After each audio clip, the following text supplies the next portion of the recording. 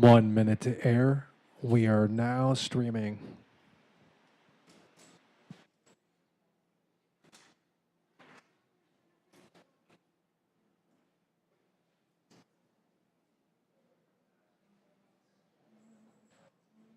Recording in progress.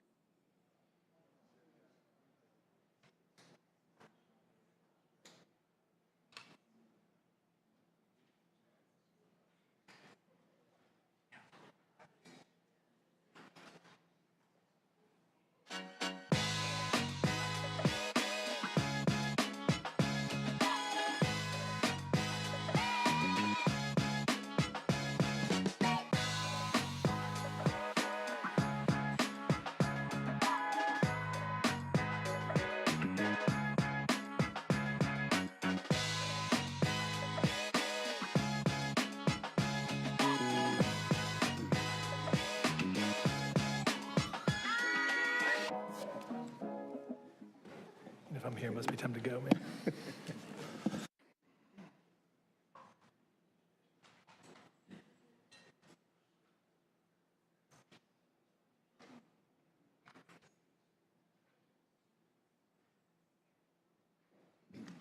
All right. Testing, testing. All right. Hello, everyone. Welcome to City Hall.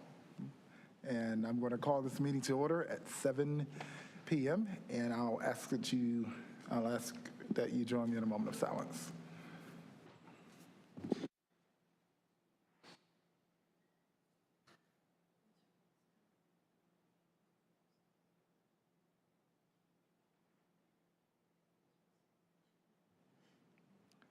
Thank you. Now I'll pass it to Councilmember Freeman for the Pledge of Allegiance. Thank you. It's our practice to stand to salute the flag and say the pledge. Yes. I pledge allegiance to the flag of the United States of America and to the republic for which it stands, one nation, under God, indivisible, with liberty and justice for all. Madam Clerk, can you please call the roll? Mayor Williams, I'm here. Mayor Pro Tem Middleton, I'm here. Councilmember Baker, Here. Councilmember Caballero, Here. Councilmember Cook, Here. Councilmember Freeman, Present. Councilmember Rist. Here. I'll now pass it over to recognize Mayor Pro Tem Middleton to proclaim make the first proclamation tonight, the Grandfamily Day. My thanks to His Honor for the opportunity to read this great proclamation for Grandfamily Day. Appreciation. Good evening, honorable colleagues, to our staff, to our guests, neighbors, residents in chamber, and on whatever platform you may be watching. Mama and them, Mimi, Grandfamily Day of Appreciation. I'm going to ask Glenda Claire and the Fragile Families Network to come on up during the building. Well, hopefully they're watching. Glenda, anybody here from Fragile Families Network? All right, proclamation. Whereas nearly Your Honor, you want me to go ahead and they might be watching, or you want to hold off? Derek, have we received word from the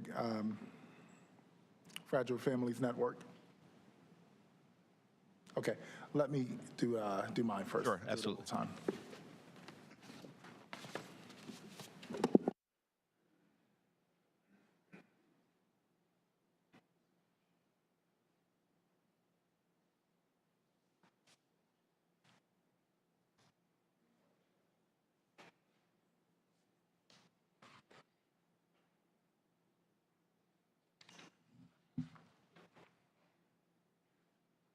Okay, is that Michaela here?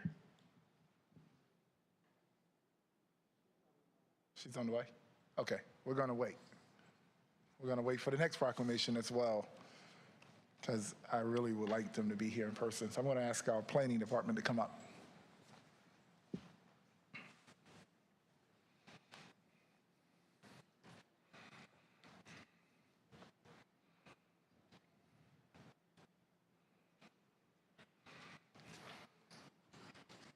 Hello, smart people.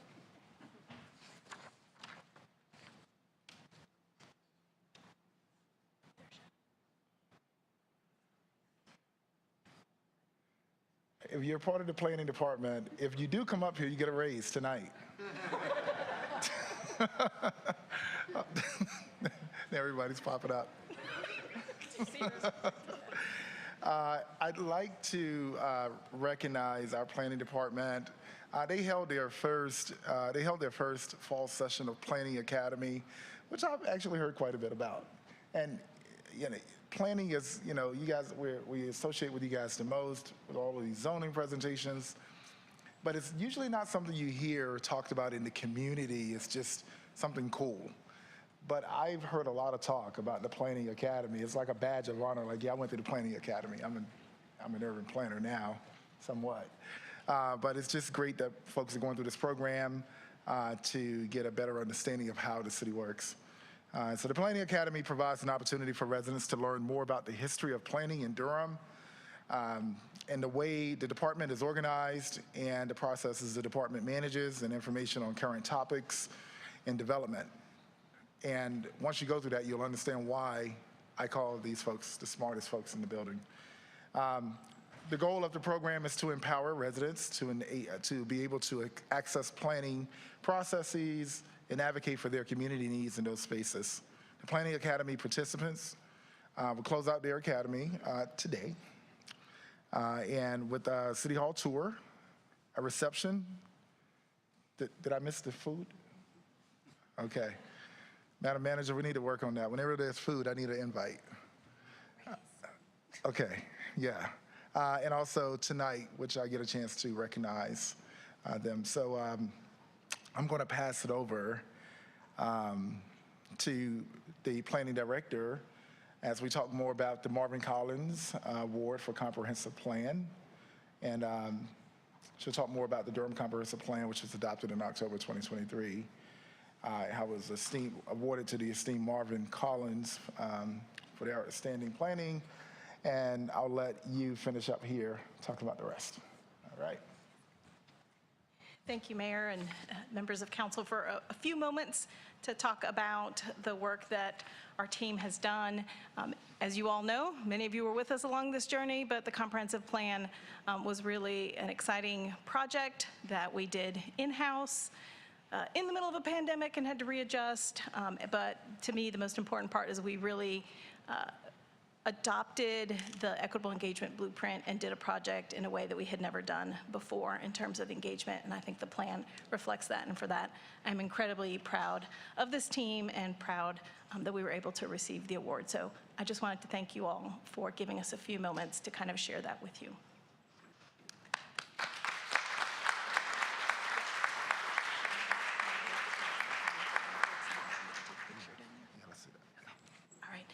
And now I'd like to ask our Planning Academy participants for this Planning Academy. We do Planning Academy twice a year, spring and fall. And I'd like for them to kind of come up and we can take the gratuitous picture in front of the council, if that's all right with everyone. They have been a fantastic group, spent all weekend with us, Friday night and all day Saturday, learning about all things planning, and then back tonight for some more discussion. So really appreciate these folks, lots of great questions. I tell everyone, and they could probably tell you how many times I said this during the academy, but Planning Academy is my favorite thing that we do as a department. So.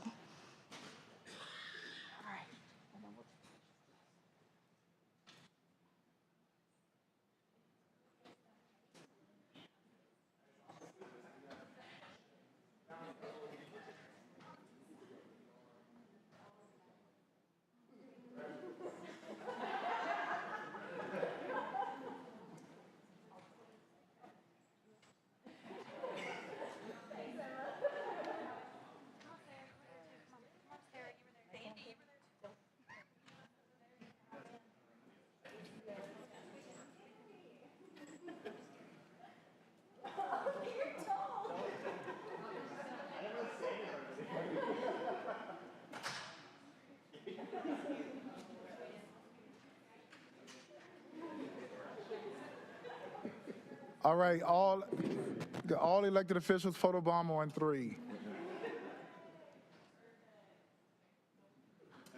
Congratulations. Thank y'all so much.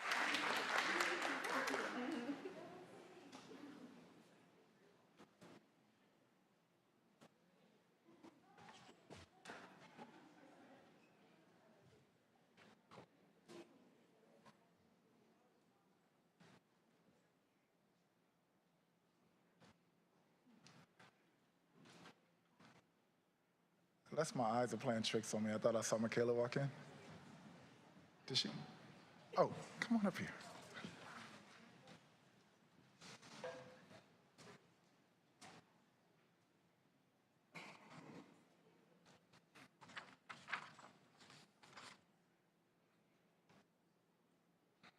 Emmanuel, come sit right there. How are you doing? It's good to see you. Good to see you again. All right, I get to proclaim this to you tonight. So standing with me here is Michaela Booker Johnson of Wall Street Juniors, one of my favorite organizations in Durham. And I love it when I say Durham is dope and someone says, how dare you say that? And then I get to tell them why I say it and the organizations that I get to talk about and brag on. Wall Street Juniors is one of those organizations. So whenever someone pushes back, I just say, let us be great. All right, just let us be great. Isn't that right? That's right. All right. So tonight I have the honor of proclaiming this amazing recognition and proclamation, whereas Wall Street Juniors Incorporated was founded in 2018 in Durham, North Carolina, and has made it their mission to advance financial literacy education, instill positive economic habits, and cultivate social responsibility across a diverse population spanning from 2 to 85. Whereas Wall Street Juniors' commitment to community wealth building has empowered historically marginalized BIPOC, which stands for Black, Indigenous, and People of Color, and under-resourced communities through intergenerational wealth literacy initiatives, promoting economic empowerment, social equity, and long-term sustainability. And whereas, since its inception, Wall Street Juniors has provided inclusive programming to children and adults, teens and adults in various schools, community groups, and faith-based organizations, with the goal to bridge the gap in financial education and foster generational wealth accumulation. Wall Street Juniors has collaborated with the City of Durham Neighborhood Improvement Services Department, spearheading equitable learning opportunities and fostering community engagement as part of initiatives such as the Community Infrastructure Investment for Equitable Engagement Program. And whereas through partnerships like the Financial Planning Association of the Triangle, NCCU, and the City of Durham, and with funding from ARPA and local fiscal recovery funds, Wall Street Juniors has been able to serve as a conduit to get financial education and workforce development skills to the community, thus building an environment for generational wealth accumulation. Wall Street Juniors has proven to be a vital resource in our city. So now, therefore, I, Leonardo Williams, Mayor of the great city of Durham, North Carolina, do hereby proclaim November 26th, 2024 as Wall Street Juniors Day in Durham, and urge all residents to observe this day by gaining financial literacy. Witness my hand in the corporate seal, the city of Durham, North Carolina, this 18th day of November 2024. Congratulations to you and the work that you're doing. It is so vital. And oftentimes, you know, we because we don't know about things, we tend to try and recreate it. There's great work already being done in our community, and we should invest our time, energy, and resources in that work so that we can bolster it. Financial literacy is one of the most important things we can do for our youth to sustain our community. It's one of the most important things. So you're doing all the right things. Keep it up. I hope that this community hears what happened tonight and that we'll invest more resources into what you're doing. And make sure you speak with Derek afterward about our financial literacy series that we're doing out of the mayor's office. Please share some remarks. Well, thank you. I would like to also say Durham is dope, y'all, okay? But I think that it's important for us to understand that this is an intergenerational journey for us to create community wealth building. It's more than just teaching financial literacy, but it's also to create positive economic behaviors for our communities, future generations, and for everyone who is here today. So please continue to see and support Wall Street Juniors, and we're eager to learn more about you all and how we can support the city of Durham. Thank you. Oh, yes, our Instagram is Wall Street Juniors, all spelled out, and you can also go to Wall Street, all spelled out, jr.org. Thank you.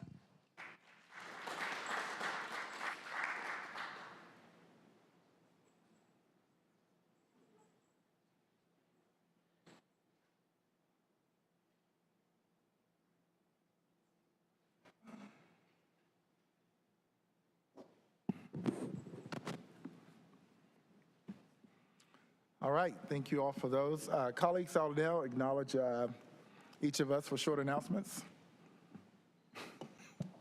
Great. Good evening, everyone, and thank you all so much for being here, everyone watching online. I'm going to be so brief. I just want to recognize that today drinking water was restored to the city of Asheville. So there is a lift on the bowl advisory, which is incredible, but I also want to just recognize that it's been almost 2 months of not having any potable water in our largest city in Western North Carolina. And just to remember that outside of Asheville, that many, many other communities were really hard hit by Helene. And so that work continues out there. Folks are still taking donations. Again, I think we've harped on this quite a bit up here, but your money goes a really long way. They're looking at a drop of something like 80% of their tourism in that region, which is a huge part of, I think it's their #1 part of their economy. So just keep that in mind as we're moving through. We were so fortunate not to have the severity of flooding that they had in the western part of the state, and also in other states nearby. But great for them that they now have potable water, and also I'm floored with the idea of thinking about having to have a bowl advisory for 2 months. The second thing I wanted to say is that I, a week and a half ago, had the opportunity to go to NCCU's student chapter of their ICMA, which is the International City County Management Association. And I'm always so impressed with our Eagles, and have had wonderful interactions. Oh yeah, got some Eagle fans in the back. Okay, let's go. And I just was so impressed with all the students we met there, because I feel like every single person I talked to was like, oh yeah, I'm getting a dual degree in law and something else. And I was just like, I could barely make it through law school, and I'm so impressed with people that are getting multiple degrees. But everyone was super engaged. I had so many interesting conversations, and I was really, really grateful that we were able to get hosted at NCCU. And my colleague, Councilmember Caballero, and Deputy City Manager Bo Ferguson were also present and got to meet those students with me. So really, really fun thing to do. And so I just wanted to say thanks, and I'll hand it back. Thank you. Thank you, Councilmember Cook. If you don't mind repeating who you were impressed with, what organization, I want to make sure Mayor Pro Tem heard that. Yes. The university? That would be NCCU. Thank you. I heard it, man. Councilmember Baker. Great. Councilmember Caballero. Thank you, Mayor Williams. Good evening, everyone. Good to see everyone. I just wanted to share a few announcements. Yesterday was the World Day of Remembrance for Traffic Road Victims, and so Bike Durham, along with our city transportation staff from our city transportation department and folks from our MPO, our Metropolitan Planning Organization, came together to hold a vigil, and that is something that we do every year. And this year, the one highlight I will say that was positive, obviously the vigil was for folks who have died by traffic, whether pedestrian, vehicular, or bicycle, is that we were able to walk Miami Boulevard and check out the part that has protected bike lanes with bollards now, and it was a positive moment to see the direction that we're going, the correct direction we're going in the city of Durham, and how we are delivering more and more bike pedestrian projects for residents. Secondly, and so I want to thank all the transportation staff who helped make that event happen. Secondly, I want to thank the mayor and his staff and everyone involved in the Kunshan Sister City ceremony. Councilmember Baker, myself, and the mayor were there. It was just an incredible opportunity, a huge delegation from Kunshan, China, And I will say that Durham definitely put its best foot forward, and it was an honor to be there. And then finally, I want to shout out our participatory budgeting staff and steering committee. They had an all-day retreat on Saturday. Beautiful day, and here were volunteers spending their Saturday working together to start thinking about participatory budgeting fourth round, which is a good mark of progress. And so I also want to thank PB staff and all those residents who spent their day together working for the betterment of our city. Thank you. Thank you. Councilmember Freeman? Thank you.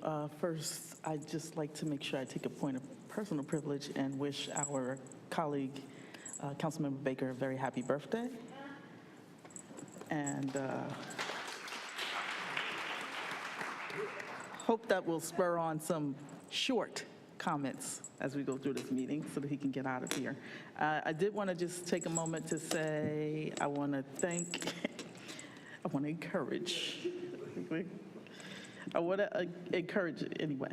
I did want to say that I did miss quite a bit this weekend, but I did hear a lot, and I am trying to get back to a few folks, and I did want to just state publicly, there are still some issues over at JFK Towers that need to be addressed, and it's really concerning with the population of folks who live there not having access to elevators is really, we got to figure out something. And then I also wanted to say, I know there were a few instances of gun violence, and I want to say my heart goes out to folks in the community, and I'll leave it at that. I did want to say that I was able to participate in the National League of Cities 100-year celebration, and I did want to make sure I read a little bit. So as they celebrated their 100 years in Tampa this past week, knowing the history of our country, you know, the good, the bad, and the ugly, I really feel so fortunate to have the opportunity to hear these great presentations, hear all of the different panels and the information sharing, for instance, on like how you turn 311 into a 24-hour service with AI, and then even the chance to hear a performance by the Temptations. But I was really like struck because if I don't say it, you won't know.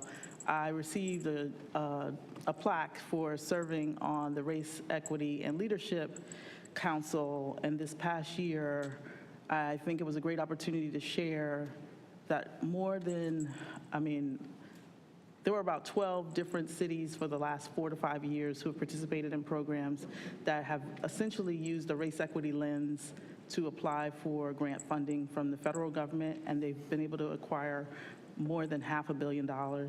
And I did want to just say that I really appreciate the opportunity to serve on the council, and I appreciate the plaque that I was presented, just in appreciation of the time that I spent on the council this past year.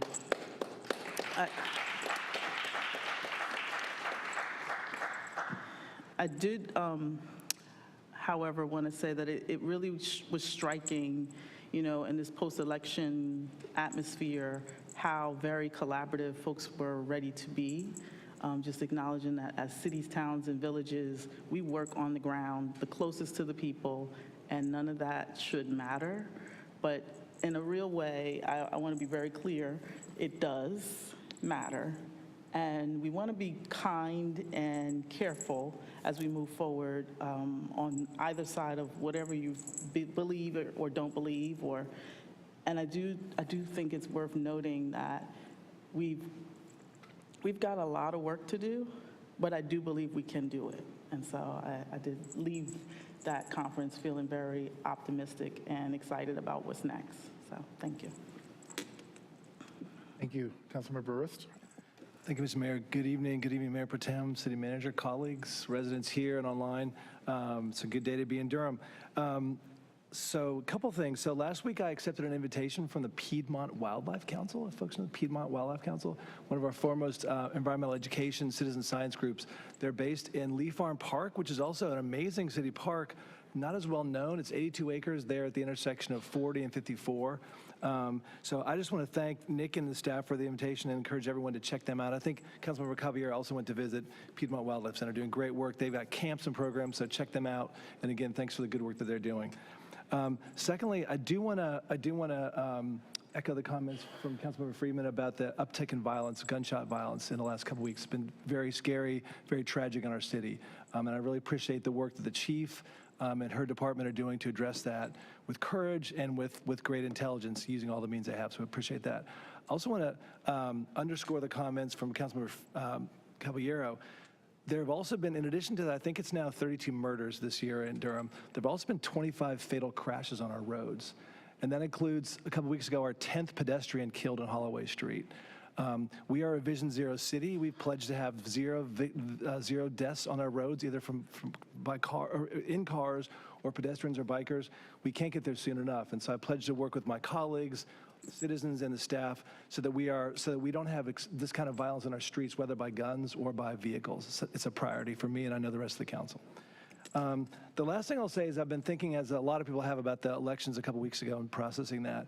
And I just want to lift up an article that was in the New York Times by Nichols Towns, a very good writer, that was shared with me by a colleague from our church, Doug Butler. Mr. Kristoff has 15 sort of strategies for responding to the election, things we all can do. And one of them, number 11 on that list, is that I will push, this is his pledge, I will push for blue places to govern themselves better. And I think there's some things we'll have challenges here in the next 4 years with the new administration, but the truth is that there's things we can do better in our city. And so I'll pledge to work, again, with my colleagues, the manager, the mayor, Mayor Pro Tem, and others, and the city staff to make sure that we are operating as best we can in Durham. And that means with intelligence, with creativity, with guts, and also with speed to make Durham a place that city government works as best as it possibly can for our citizens. So I pledge to work with you on that, hold us accountable for that, and we can do even better in the Bull City. So thank you all. Thank you. Mayor Pro Tem. Thank you, Mr. Mayor, and thanks to my colleagues for some really excellent announcements. I want to thank Councilmember Cook for her comments about Western North Carolina. I, too, was in Tampa this past week at the National League of Cities 100th celebration. In my role with the North Carolina League of Municipalities, I convened a reception for North Carolina leaders that were attending that convention, and the lion's share of our discussion was about our friends and neighbors in Western North Carolina. And to Councilmember Cook's point, that if it hasn't hit your email inbox already, colleagues and others around the state, one of the calls that we're sending out is to surge dollars, tourism dollars. This time of year in particular, the western part of our state is renowned for foliage. We always rank in the top 10 places to see the leaves change color in our country. So I want to fully associate myself with Councilmember Cook's remarks and thank her and extend congratulations to Councilmember Freeman on her plaque for her service at the National League of Cities Convention. Mr. Mayor, I also want to thank you while you were here taking care of China for a while before you could join us. Something else happened. One of the most important responsibilities of this job is to be a fiduciary for this city, to be the final arbiter of city business. One of the coolest aspects of this job, however, is to be a brand ambassador for Durham. And the presumption is all of us up here have drunk the Kool-Aid. We are into Durham big time, and we will defend her at all costs. Mr. Mayor, I want to thank you and others on this dais and others in our city for defending our city and coming to our city's defense in what I think was in the face of, in my time in public service, perhaps one of the most egregious and intellectually lazy journalistic framings of a news story. Egregious and intellectually lazy journalistic framings of a news story. I was absolutely, so many other Durham residents, I was absolutely taken aback by the notion of spillover crime into other areas. Of course, the language of spillover implies containment. This is the United States of America. You don't need papers to travel from city to city or state to state. So I was very, very deeply offended and taken aback by the notion that the address of a perpetrator somehow should be front and center in a news story. The language, to me, was almost akin to the way we talk about immigrants in a connection to crime. What should we do in Durham? Build a wall? Should we check papers? I was deeply, deeply offended, and I thank you, Mr. Mayor, for the way you defended the city and put the conversation into proper context. Any one individual who does something does not represent Durham. I mean, what's next? Are we going to do stories about the connection between, I don't know, white people and predatory lending or mass shootings? I mean, it was an irresponsible framing. I think an apology should be forthcoming, even if it doesn't. I think it should. And I just want the residents of Durham to know, and the residents of this region to know, that what spills over from Durham is the economic powerhouse of this region. And we see you. We see you here. When you want to see Hamilton or Lion King, it's Durham you come to. When you want to get as close to Major League Baseball as you can in our region, it's Durham. When you just want some flavor and some culture, it's Durham that you come to. So we see you. We understand the list that we make.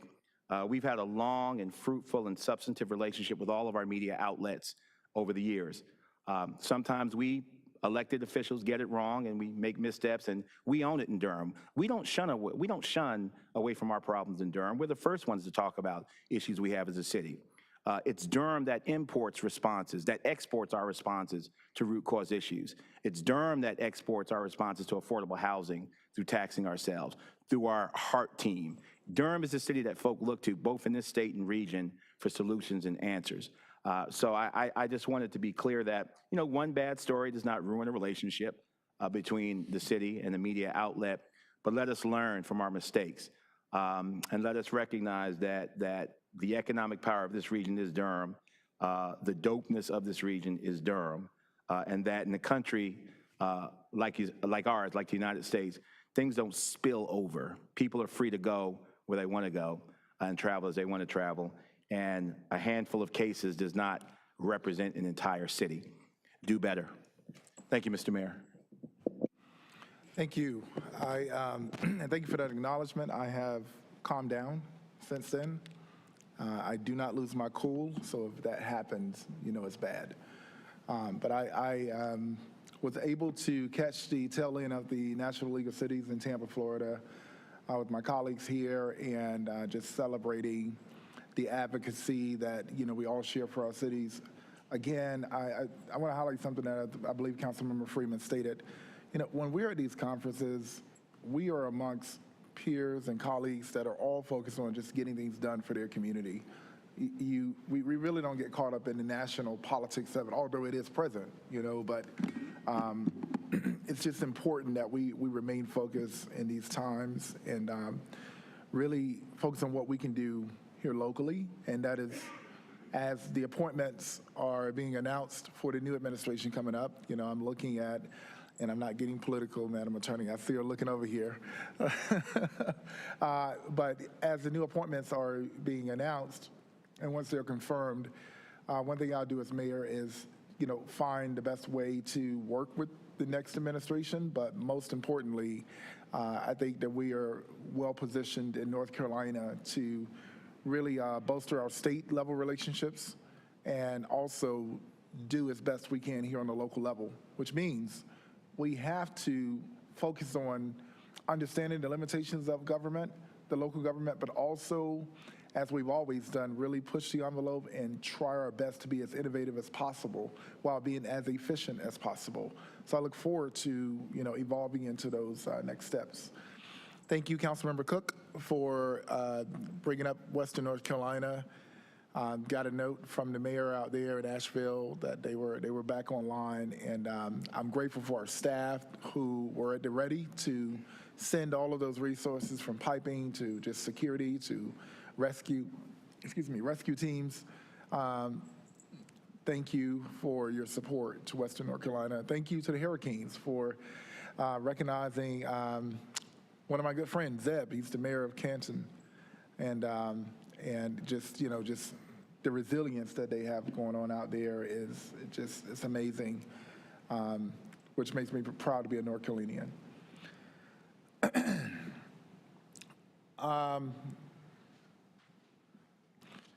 There was, as Mayor Pro Tem was speaking of there was last week. Well, actually, before I go to that, I too want to acknowledge that we did have an amazing signing ceremony with the mayor of Quansheng, China, Mayor Lian Chen, and it was, I'm just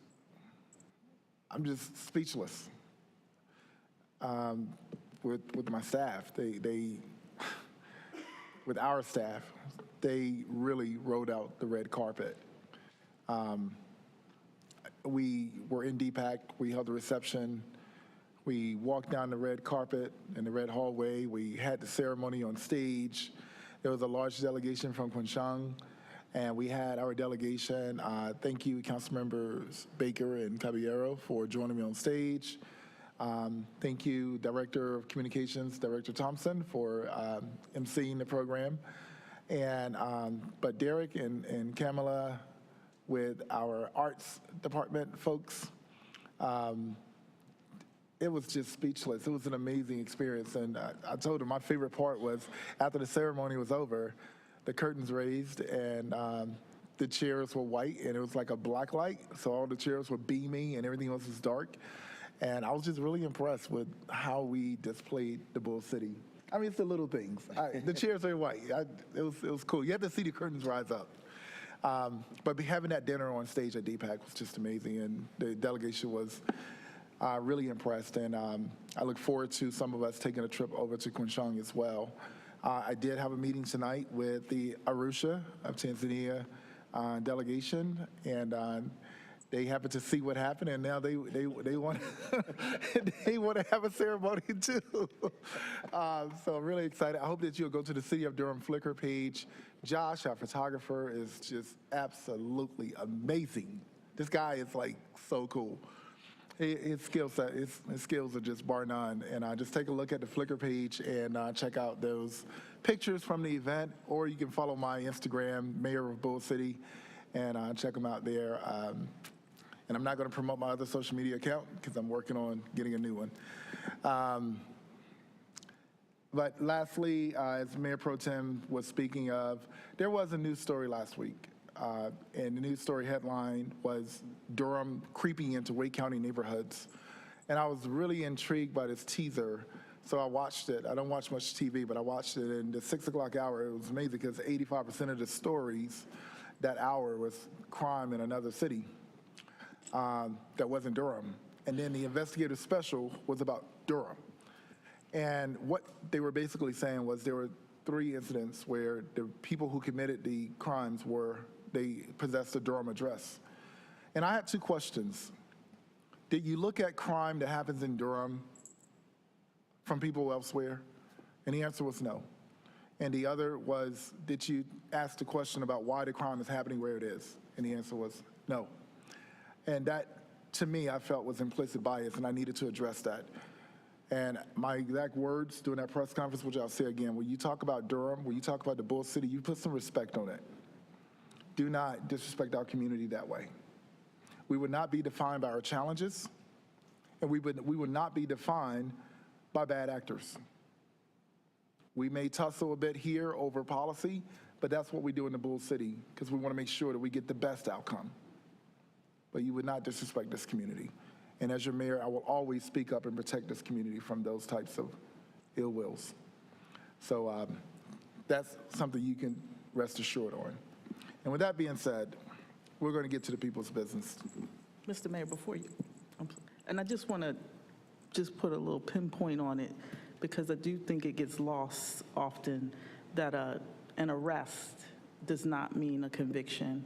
And I want to be clear, like, to criminalize someone based on an arrest is also just off-putting. And so I just wanted to add that. That was all.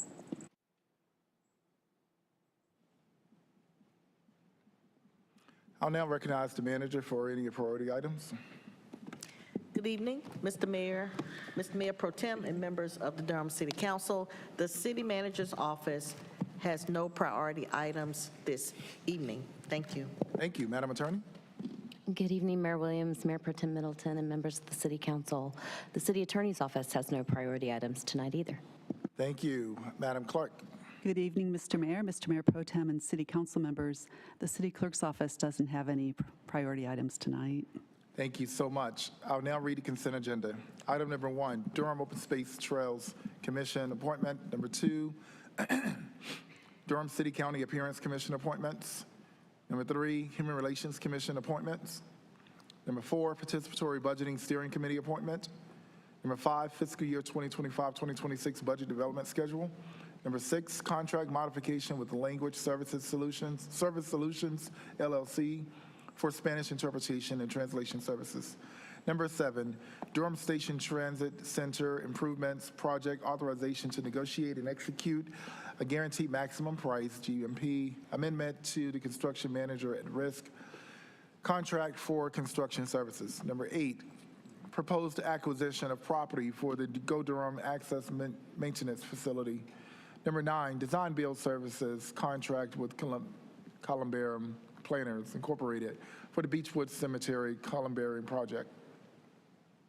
Number 10, American Rescue Plan Act, ARPA, Bridging Business Opportunity and Equity Project. Number 11, janitorial service contract for the Durham Armory. Number 12, 2024 Community Policing Development Micro-Grant Project Ordinance. Number 13, street and utility acceptances. Number 14, stream vegetation management contract with Ripple Eco Solutions, LLC. Number 15, municipal separate storm sewer system inspections. Number 16, contract amendment number 3 for SD-2021-06, municipal separate storm sewer system inspections. Number 17, contract amendment number 1 for SD 2023-01, drainage structure access and stabilization. Number 18, contract with Park Mobile LLC for pay-by-phone mobile payment services.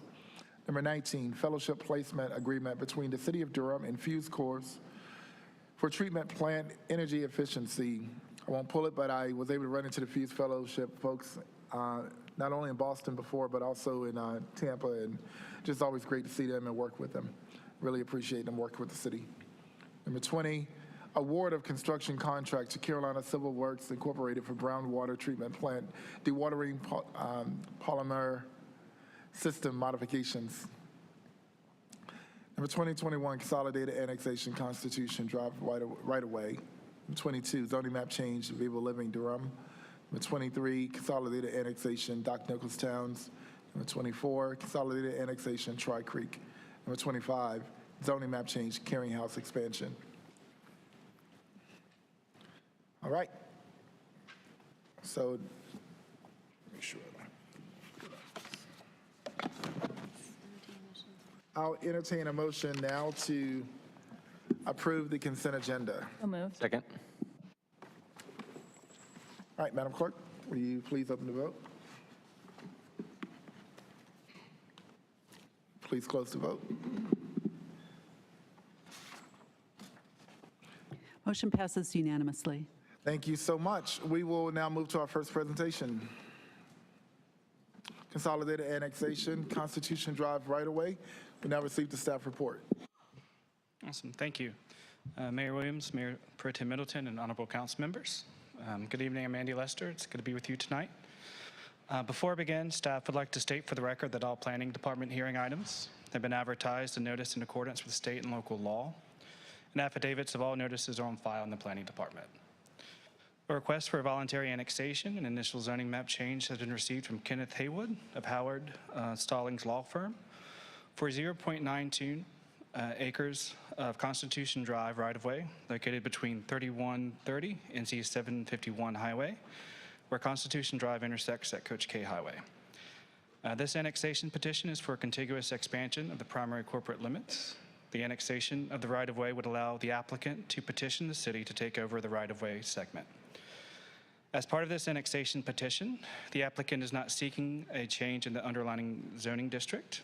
The applicant proposes to change the designation from residential suburban 20 county jurisdiction to residential suburban cities, suburban 20 city jurisdiction. A direct transitional zoning is one in which the existing county zoning is translated to the identical city zoning district upon the annexation of the property into the city limits. The translational zoning does not include a development plan, and any future development may proceed according to what the zoning would allow. Thank you, staff and the applicant are here for any questions. Thank you. You've heard the staff report. Are there any questions for staff? Thank you, Mr. Lester. I just have one question in the documents. So clearly this is, in this case, as you said, the annexation of the right-of-way would allow the applicant to petition the city to take over the right-of-way, correct? Correct. But then later it says, in my notes here, sorry, that this does not automatically trigger the city assuming maintenance. So can you just explain that process? Sure. Yeah, I think Robert Joyner will discuss that for you. Robert Joyner, Public Works Department. So the annexation process and the city maintenance process are actually two separate items that have to happen. In order for a project to actually have city maintenance of roads, they have to be inside the city limits. So the first part of that process in this case is to annex that right-of-way with the road systems. And under when it's accepted for city maintenance, if you'll actually look at your agenda today on item 13, street and utility acceptance, those are the items that are actually being accepted into the record for maintenance by all parties in the city of Durham. Right, no, I get that there's two different processes, but I mean, is the assumption that we will take over maintenance? Is that that's the That is the intent behind this. Yeah, okay, thank you.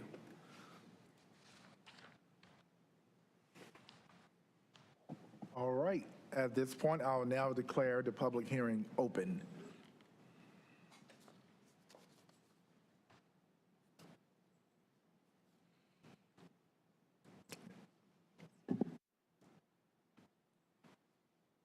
Is there an applicant? Oh, how are you doing this evening?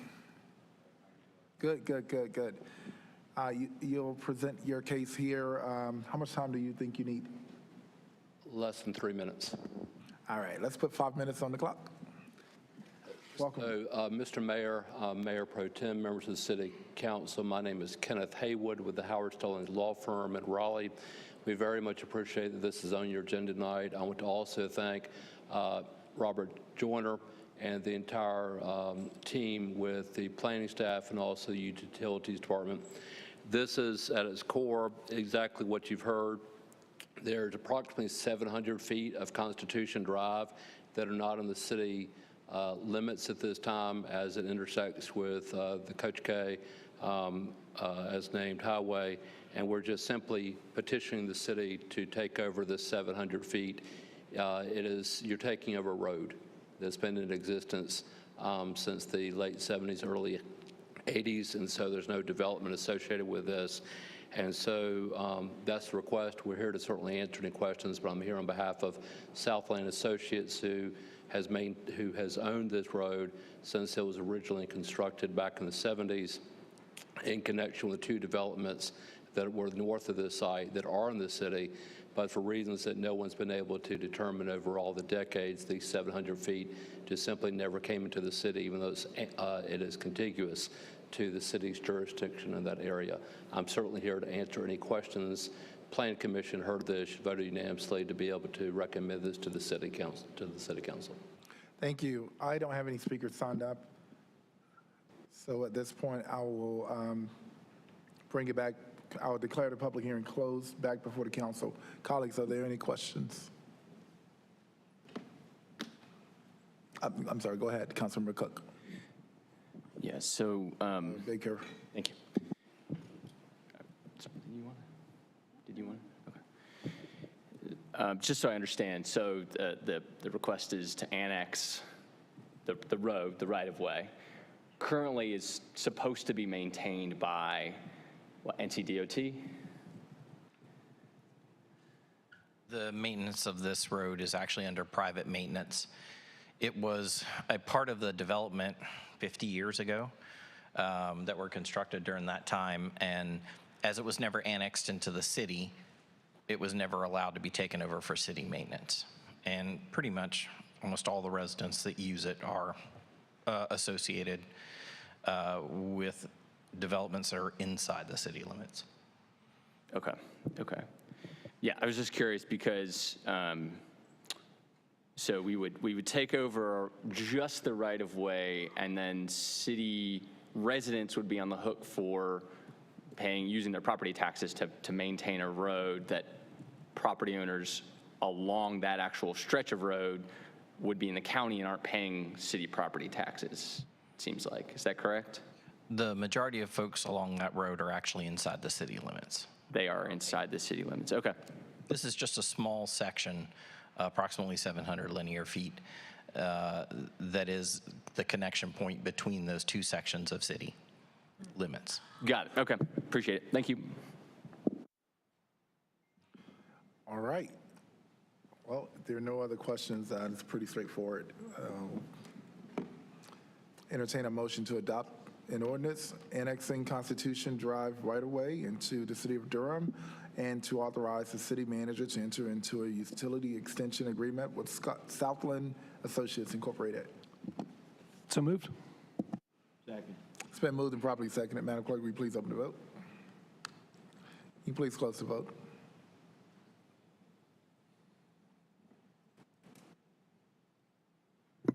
Motion passes 7-0. All right. And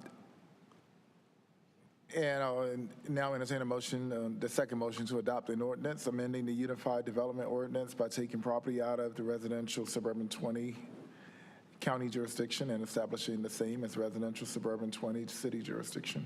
So moved. Second. Moved and properly seconded. Madam Clerk, please open the vote. Please close. Motion passes unanimously.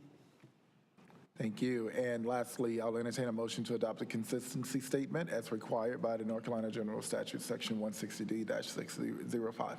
Move to adopt consistency. Second. And moved and properly seconded. Madam Clerk, please open the vote. Please close the vote. Report out. Motion passes 7-0. Thank you so much. All right. We'll now receive the staff report for item number 22, zoning map change, Vivo Living Durham. Awesome. Thank you. A request for a zoning map change has been received from Tarek Sher of Urbanist Group, Inc., for one parcel of land totaling 2.36 acres and located at 4515 NC Highway 55. The current zoning is office and institutional. The applicant proposed to change this designation to Plan Development Residential 53.390. The applicant is proposing to rezone the property to allow up to 126 multifamily units. The property is currently designated Transit Opportunity Area on the place type map. The proposed PDR 53.390. Zoning is generally consistent with the designated place type. Thank you. Staff and the applicant are here for any questions. Thank you. You've heard the staff report. Are there any questions for staff? Councilmember Cook.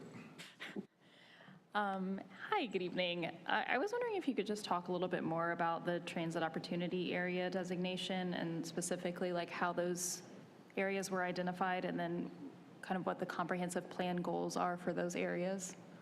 Yeah. Just a little background summary for us. Director Young will answer that for you.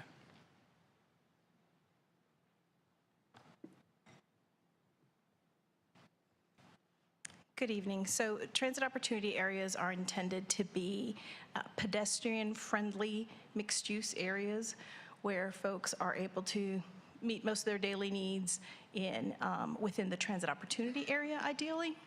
So they are areas that are scattered throughout the community in locations where there is either already good transit access or we knew that there was plans for improving, expanding transit access in some way. Just for my clarification, I thought the definition that you gave at the beginning, it sounded like a mixed-use residential neighborhood. What is the distinction there? Transit opportunity areas are mixed-use areas, so not just mixed residential. Mixed residential is different types of residential together, but this is a mixed use, a residential, non-residential, everything.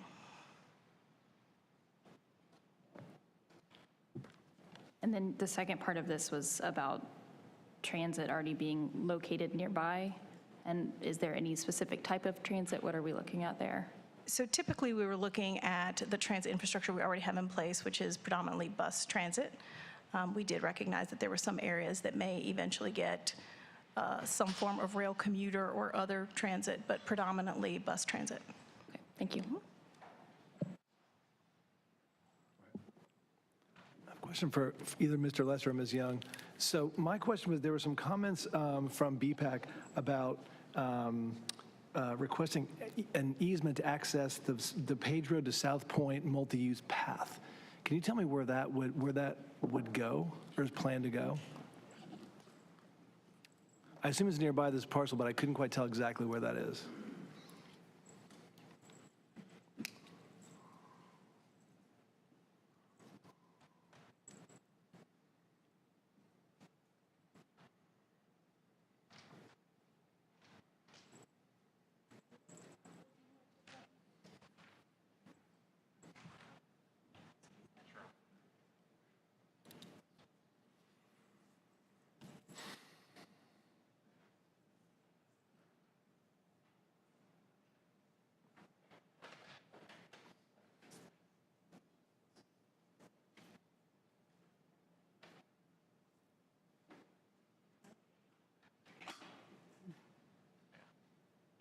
Yeah, Bill Judge, Transportation. I am not certain what that page, the South Point multi-use path is referring to. I think it's probably trying to refer to the Triangle Bikeway, maybe, perhaps, but it's a little unclear, that terminology. And where would that?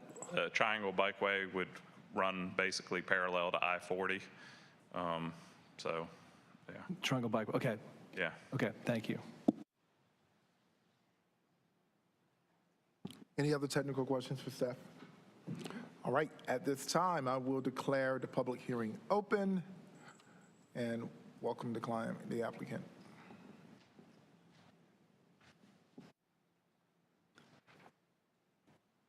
Welcome, guys. How much time do you think you need? Probably less than 7 minutes, but if you don't mind putting 7 minutes on to make sure that we've got a short presentation we would like to share it with you, Mr. Mayor. All right, let's put 10 minutes on the clock, please. Welcome. Thank you. Just, is the presentation, is that something you can put on? Meanwhile, while he's doing this, good evening, Mayor, Mayor Pro Tem, council members, and staff. My name is Tarek Shire.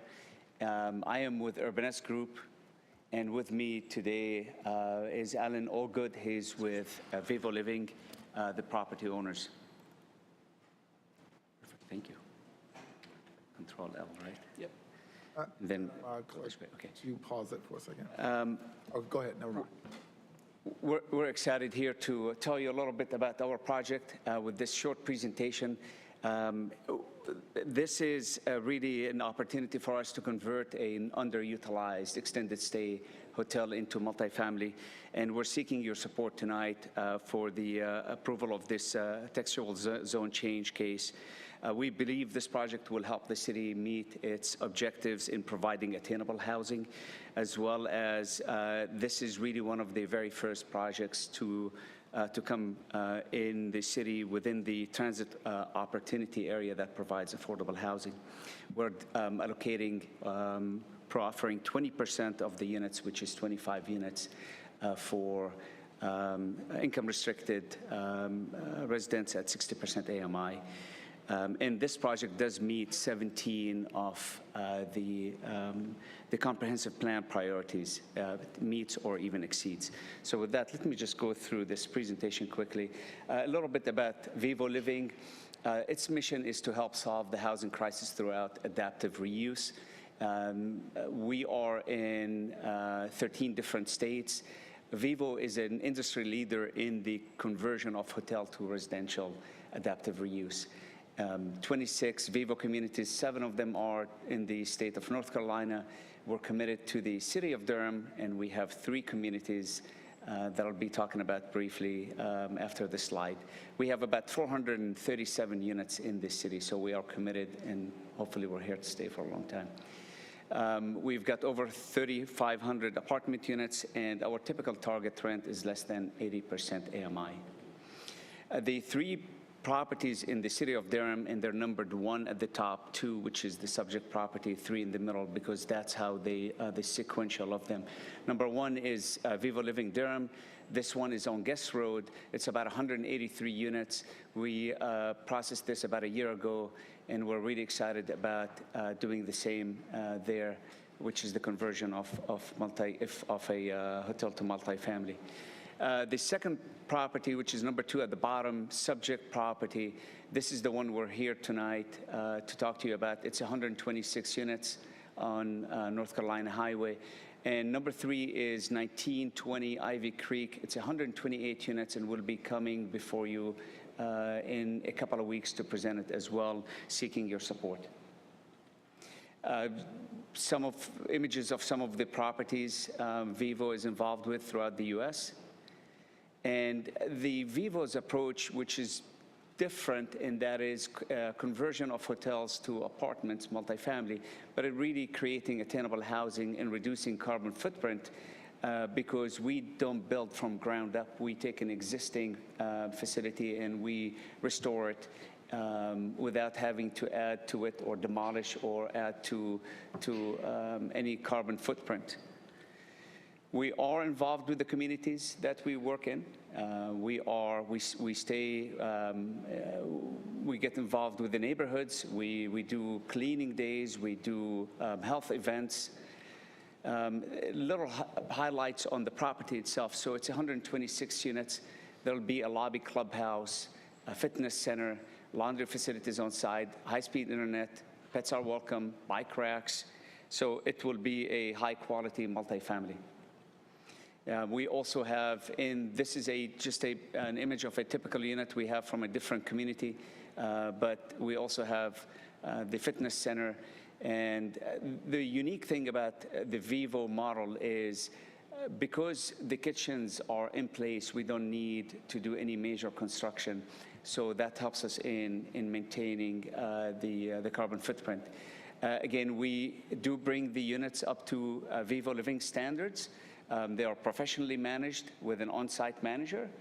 At the same time, we do background checks and credit checks on all residents, making sure that everybody's qualified to live there. Some of the key commitments that are important to mention is that we are allocating 20% of the housing units, 25 of them, about 100 of the 126. That will be allocated to 60% AMI. They are deed restricted for 30 years.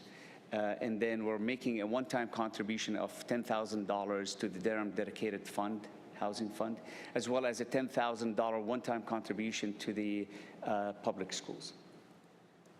This is in addition to the affordable housing that we're providing on site.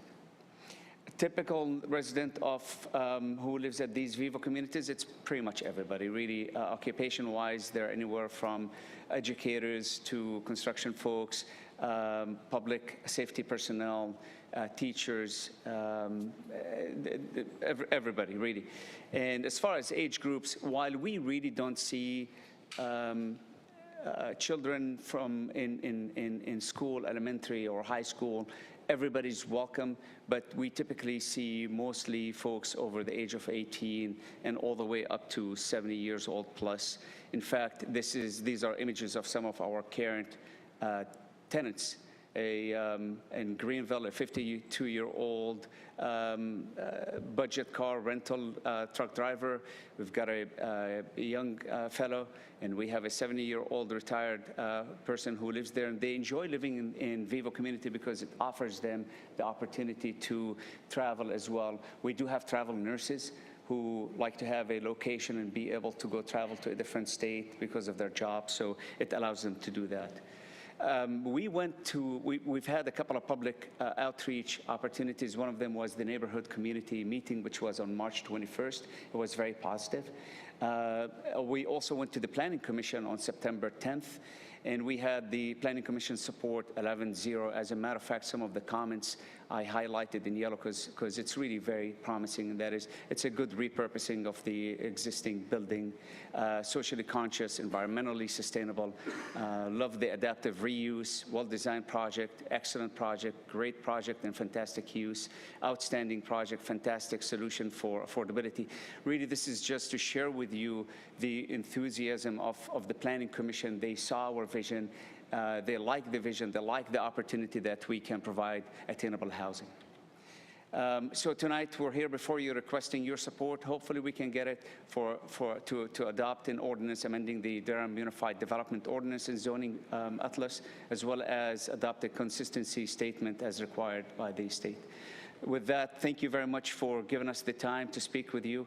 If you have any questions, we're going to stick around here and answer your questions to the best of our ability. Yeah, absolutely. We have to stick around. Thank you for your presentation. I don't have any other speakers signed up for this one. So with that being said, I'll now declare the public hearing closed and back before the council. Colleagues, any questions? Yes, Councilmember Cook. Thank you for joining us. This might actually be a staff question, but I'll ask it and let everyone assess.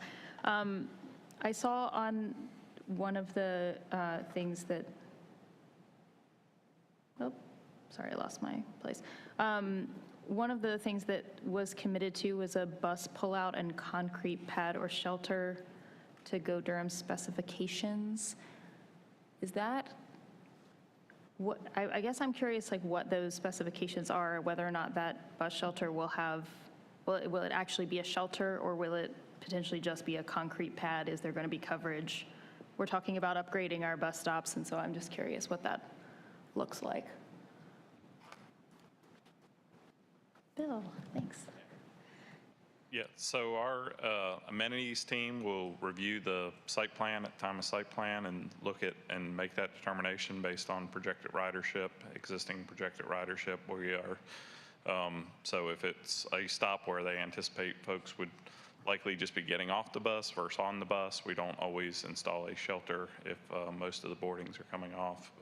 There's actually, I believe, an existing shelter just to the south at the shopping center as well. So that's why the wording's a little open-ended. Okay, thank you. Those are all my questions. Thank you. Any other questions? Yes, sir.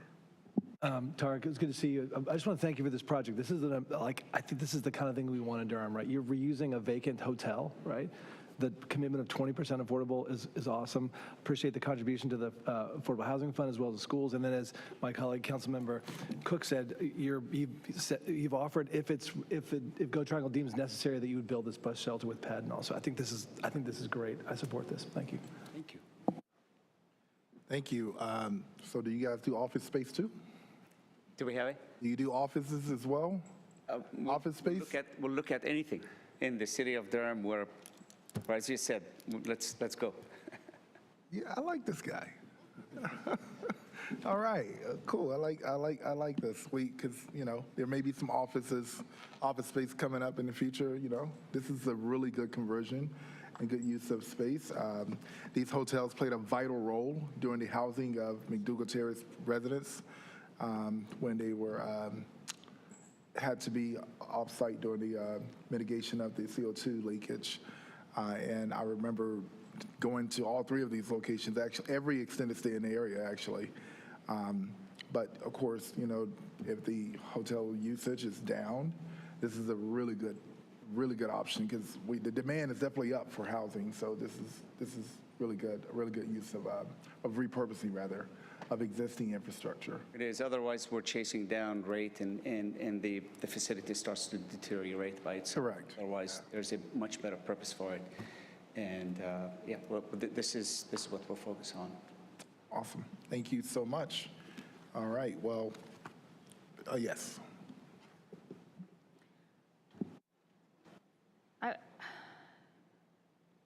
I really love that. I really want to love this project. I just want to say that I live like a stone's throw away from the Guest Road location, so I see it every day. I think that the reuse is awesome. I love the affordable housing commitment.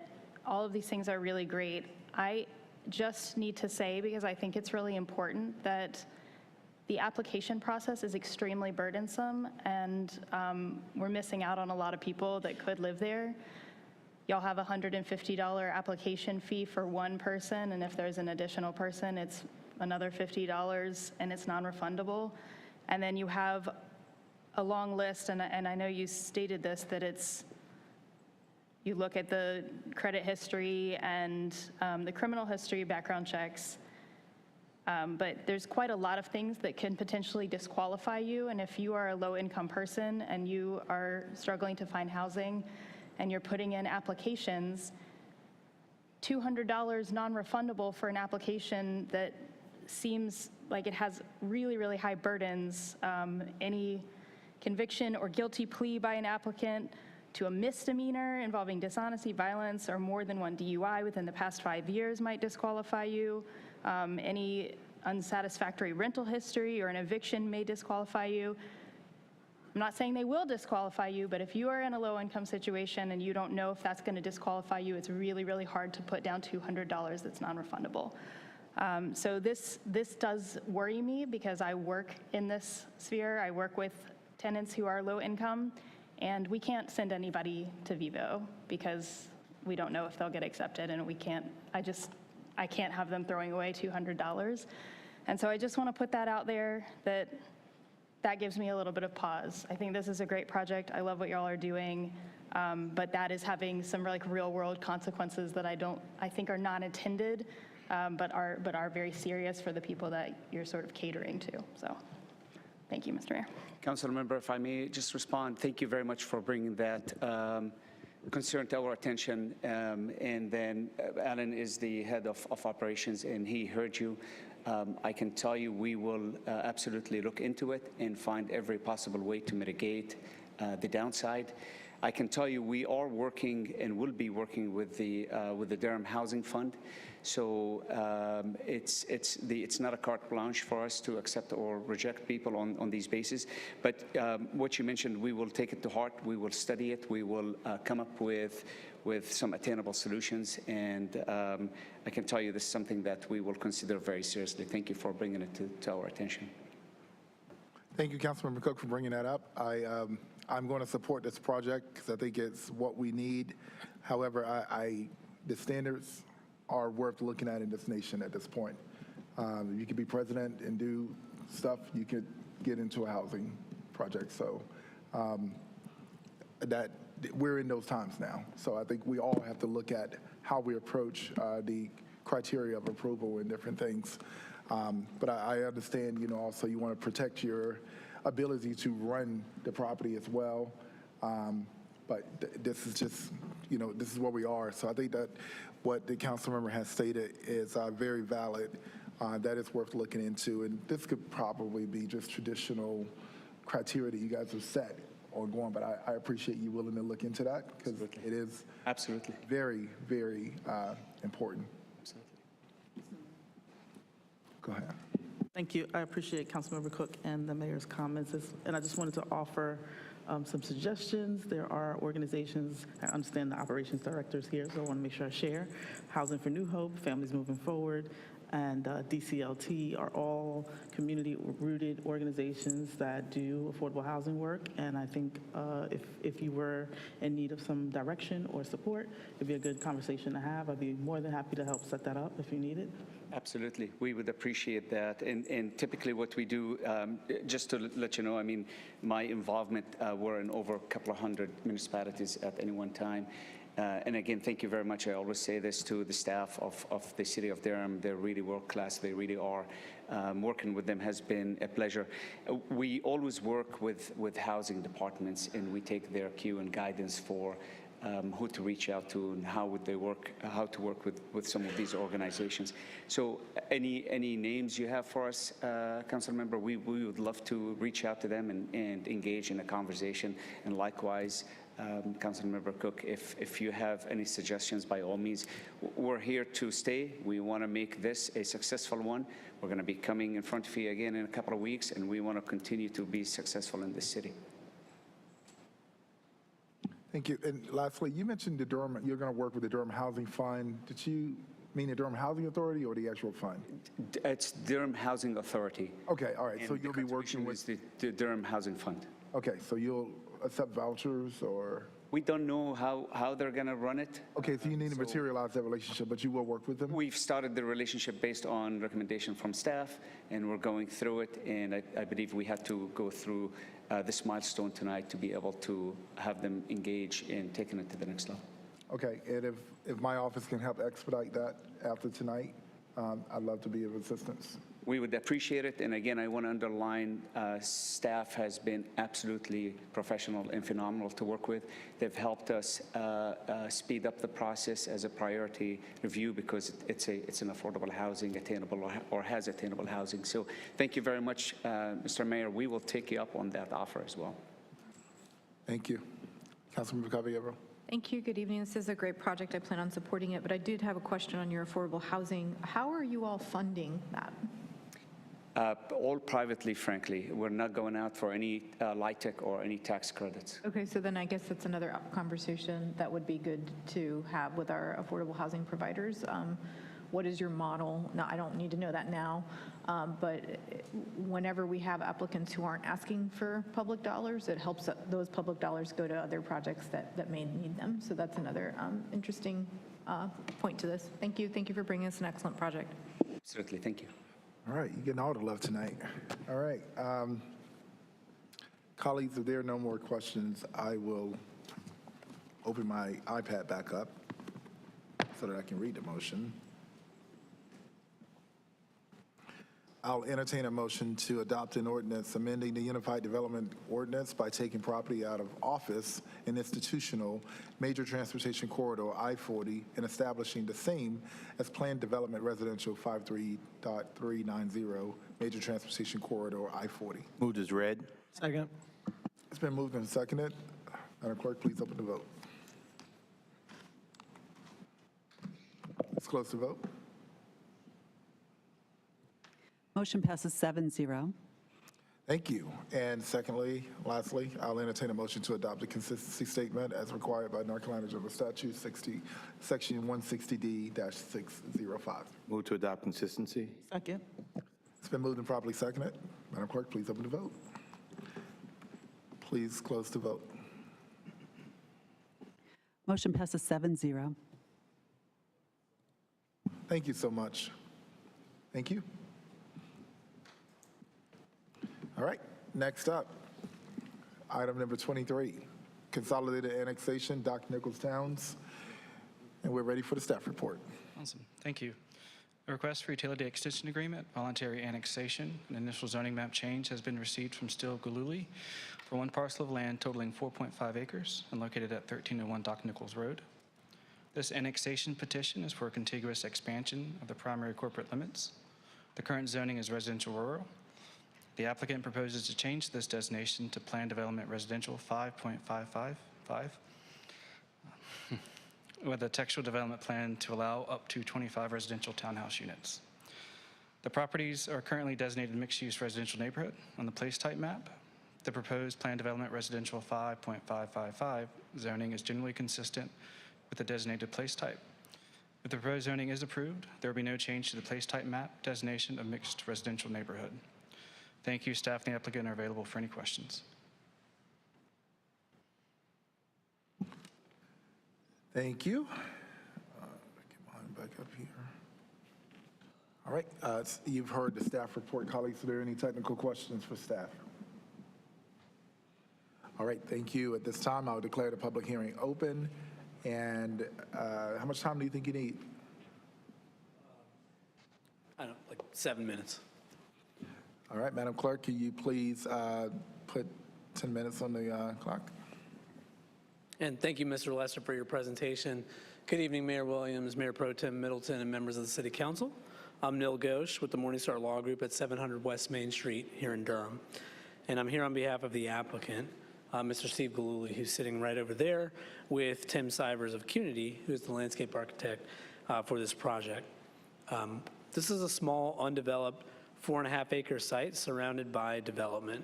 Across the street, you have Nichols Farm. To the north and east is the Sweetbriar development. To the south, There's a single-family home on a 5.4-acre lot, and just south of that is a new development that is underway called Nichols Village, I believe. So this is basically an infill site based on all the surrounding development. The property is designated mixed residential neighborhood on the place type map, but it's only 4.5 acres. Guidance in the comp plan suggests that one housing type is consistent with this designation on a property of this size. The existing housing stock in the area is all single-family detached homes, and more are being built. To be fair, townhouses also are being built nearby, but the vast majority of the housing stock in the area, both existing and coming, combined, is single-family detached. So the choice of townhomes for this site adds to the overall housing variety and makes sense in the overall context. As far as community engagement goes, this is an older project, so only one neighborhood meeting was required. About a dozen people showed up to that one. We did not have a second neighborhood meeting, but we did have some follow-up conversations with certain neighbors. Specifically, Ms. Knight to our south, we were able to reach an understanding with her, and also the developers of the Sweetbriar community to our north and east. We were trying to get an easement from them to allow us to access this property from the entrance road that they are building just north of our site, so that we wouldn't have to access this property from Doc Nichols. Unfortunately, because of UDO limitations, an easement alone would not necessarily help in this scenario, because the development plan for the Sweetbriar project did not show an external point of access in this location. But I bring this up just to show that the developer here has been thoughtful in his approach. And in fact, he will note that we have prohibited mass grading on this site and limited the total amount of impervious to no more than 50%. The staff report indicates that one additional student is expected to be generated by this development, but the developer has proffered $10,000 to Durham Public Schools to support the school system. And, we looked at this thing in all manner of ways, tried to figure out what we could do on affordable housing. The reality is that a 25-unit community, one that also requires a turn lane, even though it's such a small community, we just don't have the scale to offer affordable units on this project. So consistent with guidance from, I believe, the last council meeting, this developer has proffered $25,000 to the Affordable Housing Fund, which is on the high side of monetary contributions on a per unit basis. It's also, that's where they started out. I mean, they understood what they were up against and looked at what's been going on in the community and decided, let's not mess around with this. Let's go ahead and put it right there at the top number. In summary, this proposal is consistent with the comprehensive plan. It's a small infill site on which not much could be done. It maximizes the potential of for-sale housing opportunity on this site. There's no mass grading. We're using native plant species, limiting impervious. It includes a 10-foot shared path. It's not necessarily a very exciting project, but it is a very sensible one in my mind, and one which aligns with our city's values. We hope to have your support tonight, and we're available to answer any questions that you may have. Thank you very much for your time. All right, thank you. I do have speakers for this one, and I will start with our online speakers.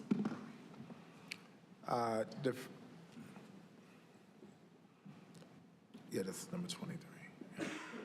The first speaker I have signed up is Holly Bonnican-Jones. Holly, can you hear me? Mr. Mayor, Ms. Bonnickson-Jones is not in the queue. All right. I have Ms. Pam Williams. But somebody raised their hand. I don't know if that means they're that person or not. Okay. Okay, I see. Yeah, Pam Williams is here. Okay. All right. And Donnie Nichols, can you hear me, Donnie?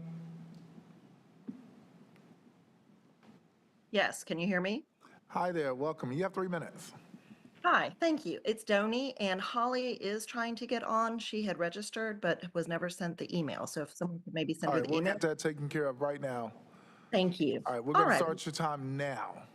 Thank you. Good evening, Mr. Mayor, Mayor Pro Tem, and honorable City Council members. Thank you for the chance to make my voice as a resident heard here. Like I said, my name is Donnie Nichols. I've lived in Durham a little over 3 years. I wanted to thank you for the postcard sent from Engage Durham about the UDO rewrite, or else I'd have had no idea about this rezoning to high-density development. However, by the time I got it, the 3 meetings had already happened, and apparently this whole process began in August.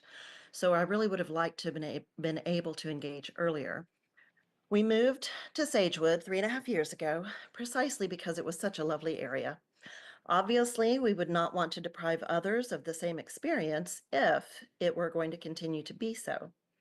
I have 2 neighbors who moved here within the past 3 months who would not have if they had known about these plans, not just this parcel, but in general, for all of the high-density development.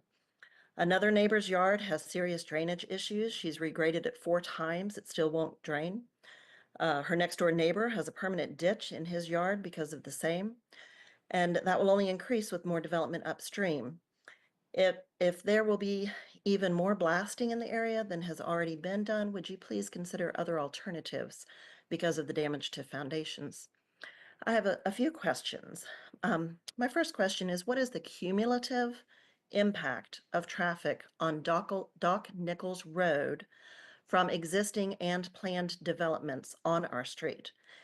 It is hard to believe that there are 11 subdivisions, only 3 of which exist now, that are planned on our 1.8-mile, 2-lane road. What is the cumulative environmental impact? In return for my increased taxes already and in the future with this proposed exponential growth around Doc Nichols Road, what additional infrastructure and services will Durham offer in return? With an over 600% increase in traffic on this road, what new lanes and shoulders will be added continuously to Doc Nichols Road that are not provided by the developer? So we are opposed to more rezoning on Doc Nichols Road. There is insufficient infrastructure to support this growth, including police, fire, schools, hospital. There are negative environmental impacts not being addressed, and future developments should not come at such significant loss of quality of life for current residents. Thank you. I look forward to Durham operating our city government even better, as the Mayor Pro Tem just exhorted us. Thank you so much. Next I have, and Madam Clerk, let me know when Holly gets on. Next I have Wanda Allen.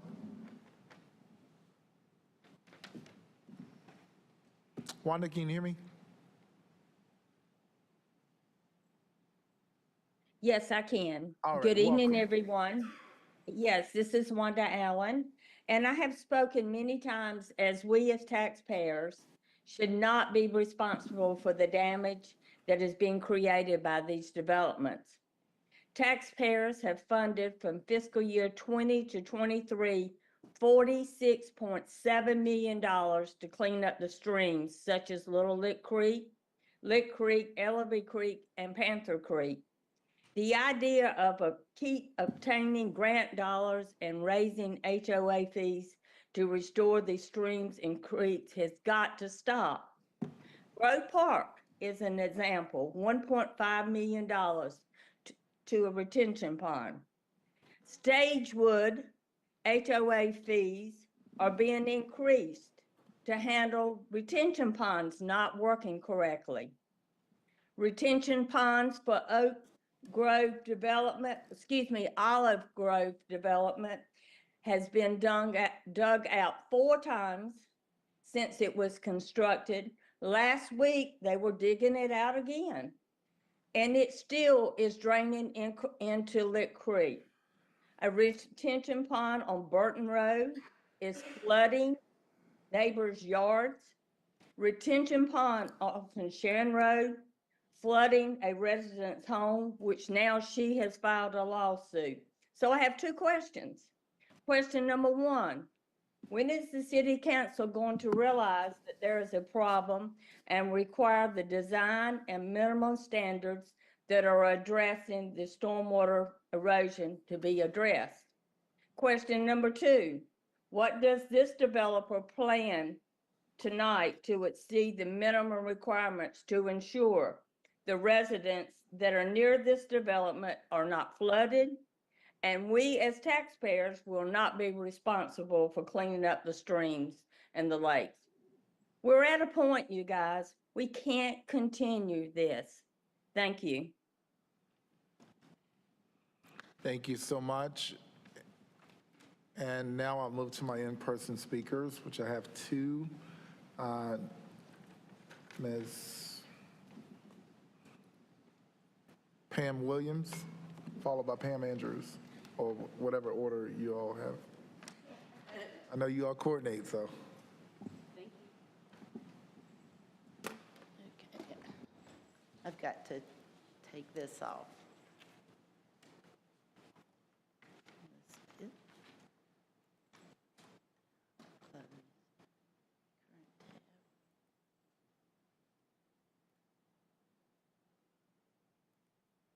Okay, sorry, there was a couple of things up there that I had to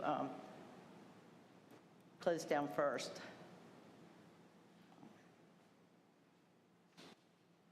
Let me know when you're ready. Okay, I'm ready. All right, you have 3 minutes. Okay, thank you very much. My name's Pam Williams. My address is on file. I've lived here in Durham in this area my entire life. The critical concerns that I have are environmental and infrastructure, and they're just not mine. They're a lot of the community who has voiced their concerns to me.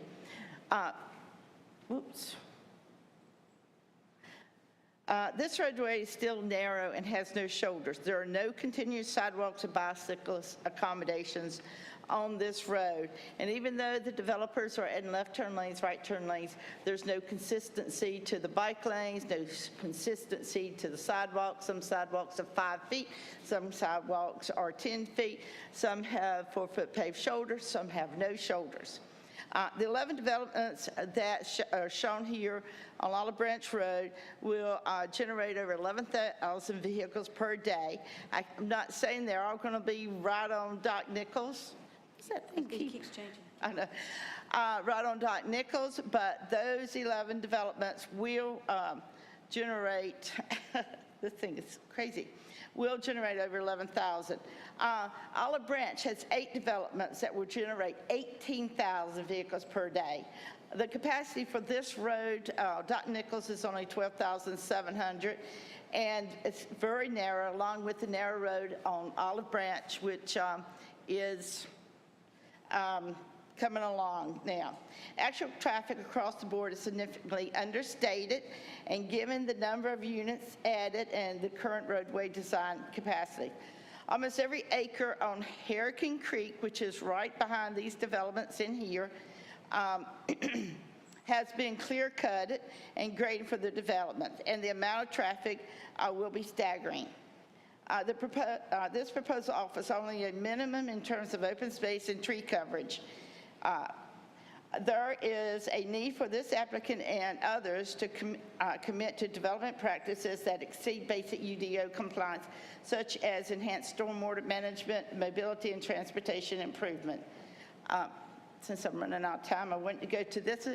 There is over 10 traffic signals proposed in this area. Of the 10, 6 should be constructed within the next year. This many signals going in within a year tells you there is traffic concerns for undue delays. Still no cumulative impact analysis has been done. Where are the proposed infrastructures for my elected officials based on all this capacity that's coming in our area? Thank you. Yeah. Okay. And maybe, I don't know why this thing's jumping around.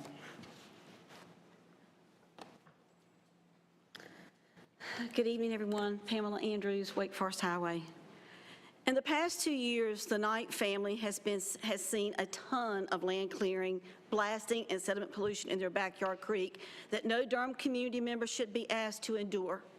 The family living here is intergenerational, and the grandmother who lives in the home has recounted stories of when her children and their children grew up playing in the creek. Miss Knight is almost 90 years old. She'll be 90 in February. Currently, because of rampant, insufficient regulated development in this relatively small area, the backyard creek is too polluted to come into contact with. Long-term sediment pollution, such as what Sound Rivers has documented in the Lick Creek watershed, can kill an entire aquatic ecosystem from the very building block of aquatic life all the way up. Concerningly, and despite the sensitive nature of this area, the developer has not committed to going above and beyond any of the UDO requirements for open space, sediment and erosion control, or tree retention. This bare minimum approach to development is short-sighted and will inevitably perpetuate the status quo of water quality pollution. Every single housing development that has been approved in this small sub-watershed has been solely residential, car-dependent sprawl with minimal affordable housing proffers, and little in the way of contributions to schools, greenways, and other community necessities. There are many possibilities for this parcel that would better serve the environment and surrounding communities than this proposal. Hurricane Creek, a perennial tributary of Lick Creek, roughly 690 acres of land within the Hurricane Creek subwatershed, delineated in red. Did I not do, maybe I went too far. Oh, there we go, delineated in red. Almost every single forested parcel has been cleared and converted into housing development. Nichols Towns is 4.5-acre parcel is surrounded on all sides by large-scale residential development. Two large swaths adjacent to the parcel that appear currently forested on this map in yellow triangles will approved for Fowler Tract development and will be cleared and graded in the near future as well. Please, please, please look at the cumulative impact on the schools, on the traffic, and on the environment. There was a fatality today in our area. It is terrible, and I beg of you, I plead with you to please do a cumulative impact study. Thank you for your time. Thank you for speaking, and thanks for joining us here in person tonight. Those are all of the speaker. Wait, did we hear from Donnie? Okay, Donnie. All right, those are all of the speakers that I have. I'm going to now declare the public hearing closed and back before the council. The lady is online trying to speak. She is online. Oh, it's Holly. That's right, Holly. I'm going to retract that closure of the public hearing, colleagues, and just see if we can hear from you. Is she in queue? Mr. Mayor, I can't tell where she is in the queue. I don't see her at all. Is that what you mean by not being able to tell? Right. Somebody raised their hand. I don't know if that's Ms. Holly. That is her. She did not get the email. And she got it. Fine, but she registered. Is she using Ms. Nichols' number? Yeah. She is using Ms. Nichols' number. Okay, Donnie, can you hear me? Holly? Yes. Okay, are you with Holly, or do you have access to her or something? I have access to what she texted that she was going to say. Could I just say that, please? Unfortunately, no. Okay, so how can she get on then? Right, yeah. Okay, if you will, just let Ms. Holly know if she could just send it via email to the council. I mean, I can do that, but she had registered in time. I understand, but I don't have a way to recognize her on the call. So can I just have some additional comments? Or I can... If she could check her spam, but I don't have a way of recognizing her on. Yeah, and the link is on the website, on the city website, the planning website. Clerk, I'm sorry, the clerk's website, which she will be able to, in Holly, if you're watching, you can go to the clerk's website on the city's website, be able to click to speak, it'll ask you to register, and the link will be sent right to you immediately. Mr. Mayor, to access the link, the speaker needs to go to the Government tab under durhamnc.gov and go to the Agenda Center. The Agenda Center houses and archives the agendas. At the top of the agenda is the link. Okay.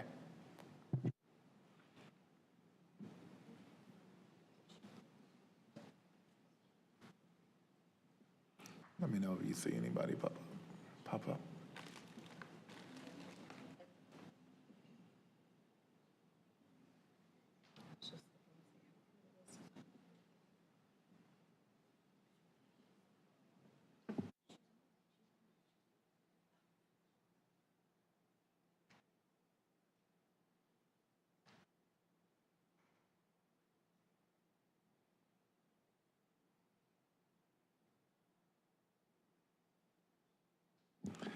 Okay, I'm going to ask if you can hear me, Holly. I want to be respectful. What is?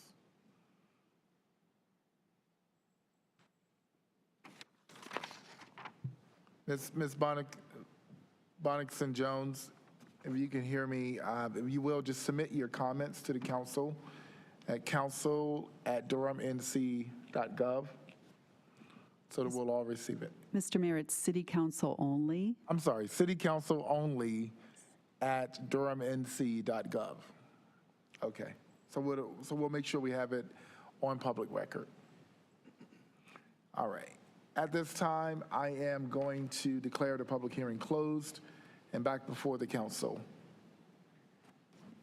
Colleagues, questions? Councilmember Cook? Okay. Baker, Caballero, Freeman? All right. Okay, Rist? Yeah, I got a couple questions, maybe for the applicant or the neighbors. So we've heard some concerns about, first of all, and this may be for staff, about transportation, right? So we've got in our packet the number of miles that road allows, Doc Nichols, right? We've got the current vehicle miles traveled. Is there some comprehensive number that includes not only what's there, but also development's plan on that road that can give us a sense of what's the total expected impact on Doc Nichols? So, yes, so we analyze cumulative impacts when a traffic impact analysis is required. In this case, the size of the project did not trigger the requirement for a traffic impact analysis.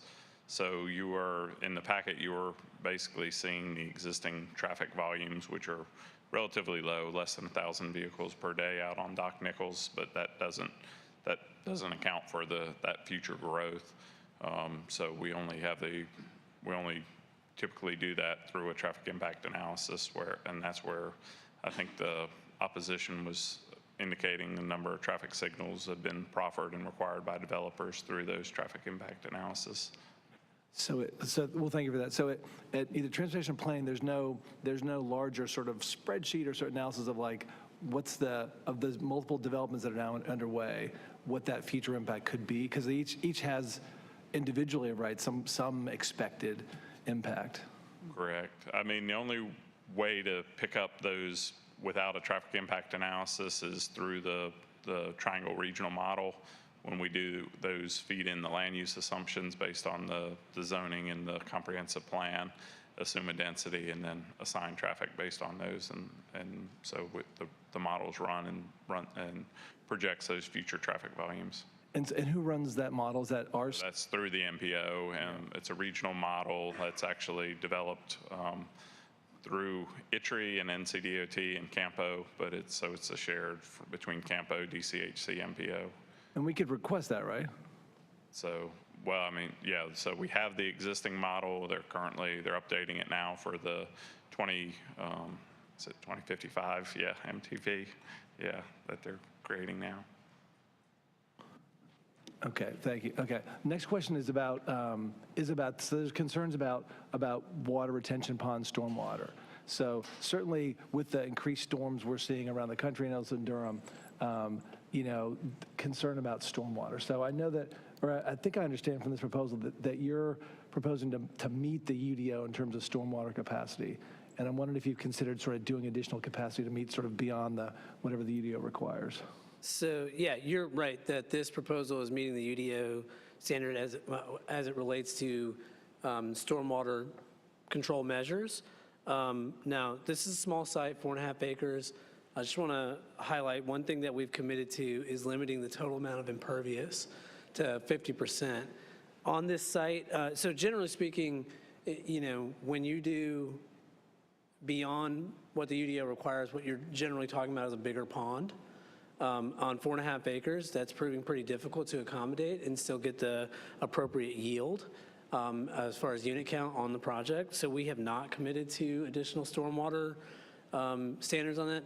It's also important to note that this particular piece of property, 4.5 acres, does not have any riparian features on it, does not have any wetlands on it, right? So this is not itself an environmentally sensitive piece of property, sensitive piece of 4.5 acres. I acknowledge fully what folks have said about runoff in this area. I'm not sure that this project is going to be able to address that in any kind of global scale, given its size. And also, I'm not, just its size itself makes it very difficult to do additional stormwater retention. But we have looked at it. Thank you. And then the last question maybe for Ms. Young. So appreciate the offer the contribution to the Affordable Housing Fund. I just want to, if Ms. Young would remind us, I know we talked about this, I think, at the last meeting, what the range of contributions is that we've been getting for per unit.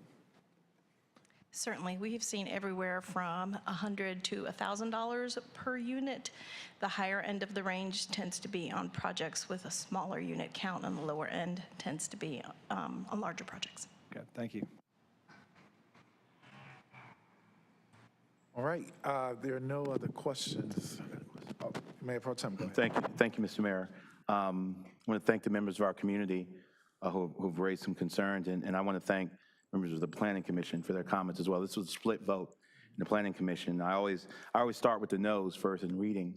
And like in other cases, one of the things I try and keep fidelity with are the merits of the particular case before me. A lot of the objections I've heard tonight, once again, go to development writ large as opposed to this particular case. And although it's tempting to try and correct systemic, large-scale issues on a case-by-case basis, I want to, try and at least comport myself to looking at the actual merits of this particular case. There's development already around this area. This case strikes me as being consistent with what is already out there. I want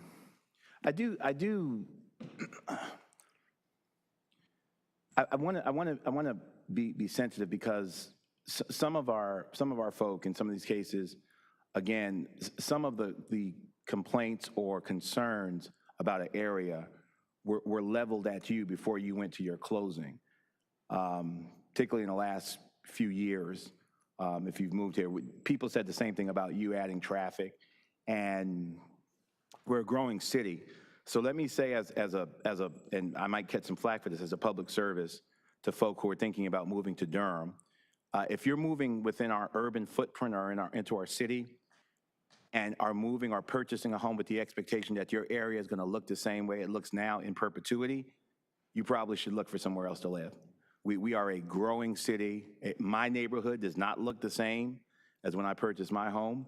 As I've said, I'm a fairly influential person in the city, and I have not been able to exempt my neighborhood from change. I welcomed new neighbors, actually. So the notion that it was a bucolic, kind of prosaic wholesomeness when you purchased your home in that neighborhood, you've purchased it in a growing city, in an urban environment, where more people are moving, and we're gonna have to make decisions, all of us in the city. There's no zip code that's exempt, or at least there's no zip code that should be exempt, or area that should be exempt from bearing the benefits and cost of a growing city. So I give great deference, as I said, to the comments of our members of our community and comments of our Planning Commission, but the case against this is being more made against development in general in the area, as opposed to this particular case. And I think this particular case fits what's already going on out there. It's not it's at least de facto infill development when you look at what's already going on in that area. So I'll be supporting this case. Thank you, Mr. Mayor. Go ahead. Yeah, I have a question on one of the slides, and I don't remember which one of your slides. There was because there was a long list. It said something about buffering and a neighbor, that there had been additional buffering offered, and that had not been followed through on. I thought I saw it on one of y'all's slides. So I was just curious if that's true or not. That one of the neighbors had requested additional buffering from the applicant, excuse me, and that had not been, I think it was initially offered but not followed through on. Yes, ma'am. That was probably on my slide. Okay. Yes, the Knight's property, which is just to the south of this property, they were offered or told that they would be given a 30-foot buffer, okay, between their property and this. But it's my understanding that that buffer is not going to be provided because, one, this is now less than the 4 acres that's required for mass grading. With mass grading, no buffers required. And that was also, that 30-foot was also given by another developer that was starting this project. And now it got switched from Jared Edens to Tim Sivers and everything. So I don't know if that makes, but she has asked repeatedly for that 30-foot Knight property. Thank you. So just curious about if the applicant has response to that. Oh, yeah.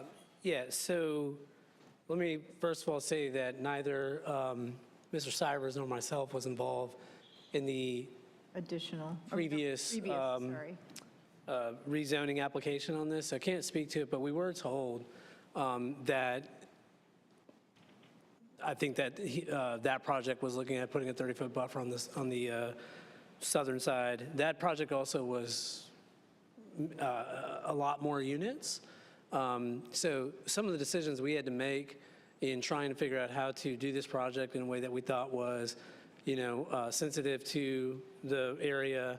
One thing we did was specifically commit to not having any mass grading. And I cannot speak to whether that was a commitment on the previous application or not. But as was just mentioned, with mass grading, a 30-foot buffer would be required. So I don't know whether that was an additional commitment on the previous project or not. We have spoken with that property owner. I can get into details, but I don't think it's necessary. I think what's important to know is that we have worked it out with them. Okay, so they're comfortable now, even though it may be That's my different. understanding, yes. Okay. I can get into the details. It's just there was a property line. There's an existing structure from their property that is over the property line. We just gave them the property and moved on. That's what we did. Perfect. Okay, I appreciate that. Thank you. So this is a small project. I understand many of the folks who've come this evening have come for a while. In general, when we're dealing with this few of units, it's hard to get some of the extra things we may want. And so I appreciate the trade-off I'm seeing is, okay, we're not doing, 100-year stormwater, which is, quite frankly, for that many units is almost overkill for what you're doing. But then the counter is to just do 50% impervious. So that is how that is being met or addressed to the best of its ability, right? There's a commitment for not doing mass grading. Again, in the context of pros and cons, that is how the developer is trying to meet or respond to concerns. And I think that it's hard because folks maybe don't feel like those are sufficient, that they could do better. I think in general that ends up being the macro, which is what the UDO rewrite is about, and that is not the micro, which is what's in front of us in this case. I will be supporting this. Again, it is an infill site. And for the folks who, are concerned about traffic I think that especially if you're a newer resident, you know, we are undoing and trying, and I said this 2 weeks ago, to the best of our ability, creating a different pattern of development, which is counter to what's happened in the South, period, for the last, I'm 46, certainly last 50 years, probably 60, 65 years, and that is hard. Earlier, my colleague was talking about kind of what do you look at that macro traffic. So we both sit on the MPO, and our previous meeting, we did see that modeling around the 2055 MTP. The area is getting 1.5 million residents between now and 2055. That's what's actually happening. 1.5 million residents, not all in Durham County, but certainly regionally. There's one county that's not going to actually see an increase in population, and that county is Orange County. And I would say that some of their land use practices are now going to come, and all of the fears that we have around displacement and things like that, people are getting displaced there too because they can't afford their property taxes. So there are always pluses and minuses. There are always hard parts about this job. And so some of us are looking at that 1.5 million folks added to the area. And we're trying to deal with the traffic that we know is coming. We understand we need more, but you're not going to get buses if you don't have density, and you're not going to get commercial if you don't have density. And I understand that there's a pull and a push there, but those are kind of basic premises to some of this. We will continue to do better. I look forward to our UDO rewrite. We have made tremendous improvements since I've been on council. It used to be you didn't have to have sidewalk on both sides. Now you do. We used to not have protected bike lanes. Now you do. We didn't used to have the mass grading regulations that some of the folks who advocate furiously, got it moved in a year, and for government that's quick. That is an improvement. Maybe it's not enough of an improvement, but to say that we're not responding or that we don't take these things seriously or that staff doesn't work on that, I'm sorry, that's just false. So I will be supporting that, this project, and I will, continue to hear as is your right, because it's a public hearing.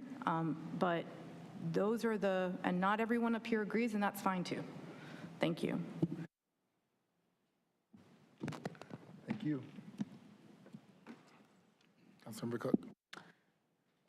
Yeah, I just want to thank my colleagues. It's a good discussion, and thank you to the community that continues to come speak out. I just have one thing that I want to add, which is that we talk a lot about one project coming in front of us and what our power is up here to do something. And obviously we don't have the ability to plan an entire community. But we do, I think, have the duty to make a decision that's based in context, in real life context. And so I understand not wanting to prejudice one single project where other projects have been able to do similarly typed building. But I also think that that might be a call to the development community to look around and see what is going on in those areas and then see what is missing. The Commissioner Gregory said this project seeks to convert approximately 5 acres, whatever. A critical concern is that almost every acre of the Hurricane Creek watershed where this proposal is located has already been cleared for that development.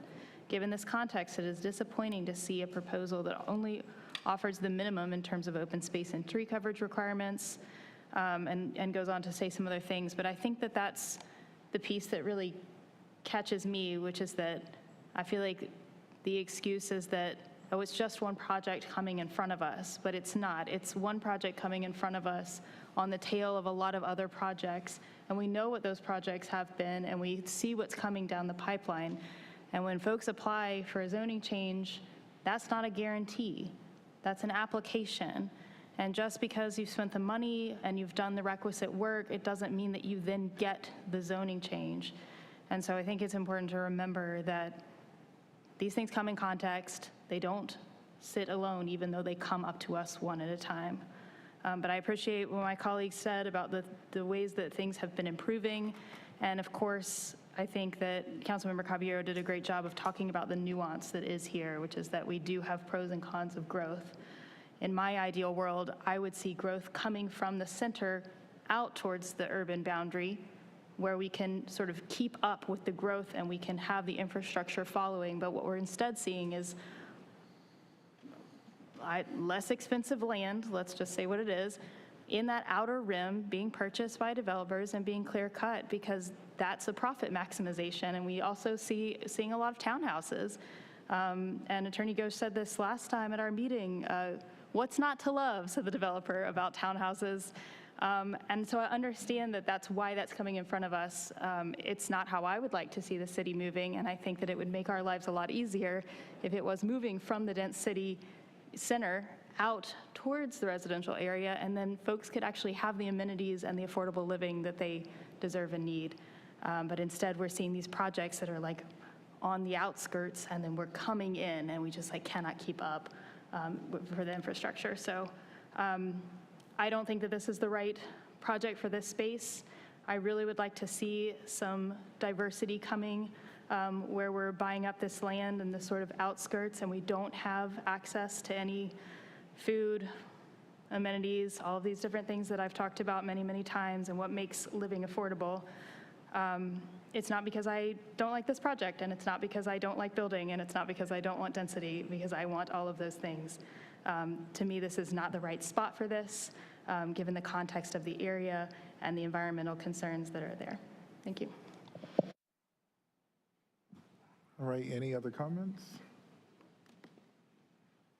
All right, I look forward to supporting this project tonight. I think, I think part of the, colleagues, I really appreciate the nuanced discussion around this because it's, of course, it's just an example of the overall issue. I'm not going to say the only reason that folks are building is because it's maximizing the profit, but there will be profit because that's, there are folks that are building and then there are folks that are living. Someone is going to buy what's available, and what's available needs to be built. And I also wish that there was a way that we could just bring every developer in the room and say, this is how we're going to build. I think we can plan for that as much as possible. But I think about it in the restaurant space. That's almost like saying all restaurateurs get in the room and we need you all to run your restaurants a certain type of way. That would be the ideal world, and that's honestly what I want as well, I think. But in reality, every project is unique, and I think our hands are, I don't want to say our hands are tied. We can press as much as we can, but also, we have this standard called the UDO, and, if I am going to join my colleagues in pushing for, and I do a lot of this before I get on this dais, but pushing for the best or the most we can get out of a project. But I won't penalize if someone didn't go above what is required. And so I appreciate the nuance in this topic. I appreciate the diverse perspectives around development in general. And I always just reduce it down to just, if we want more schools, we want more traffic or transit, resources, then we have to have the people there for it to happen. Growth is painful, and we're experiencing this historic transition right now. I remember when I don't know if this highway existed, and then it was Highway 98. 540 wasn't there yet when I was a kid, and we would come to the big city of Durham and Raleigh, and we would have to drive 98. And people started moving, so 540 was built, and 540 was built, residents started moving around 540, and now 540 is being extended. And as soon as it extends, those roads are going to open up and people are going to start moving there.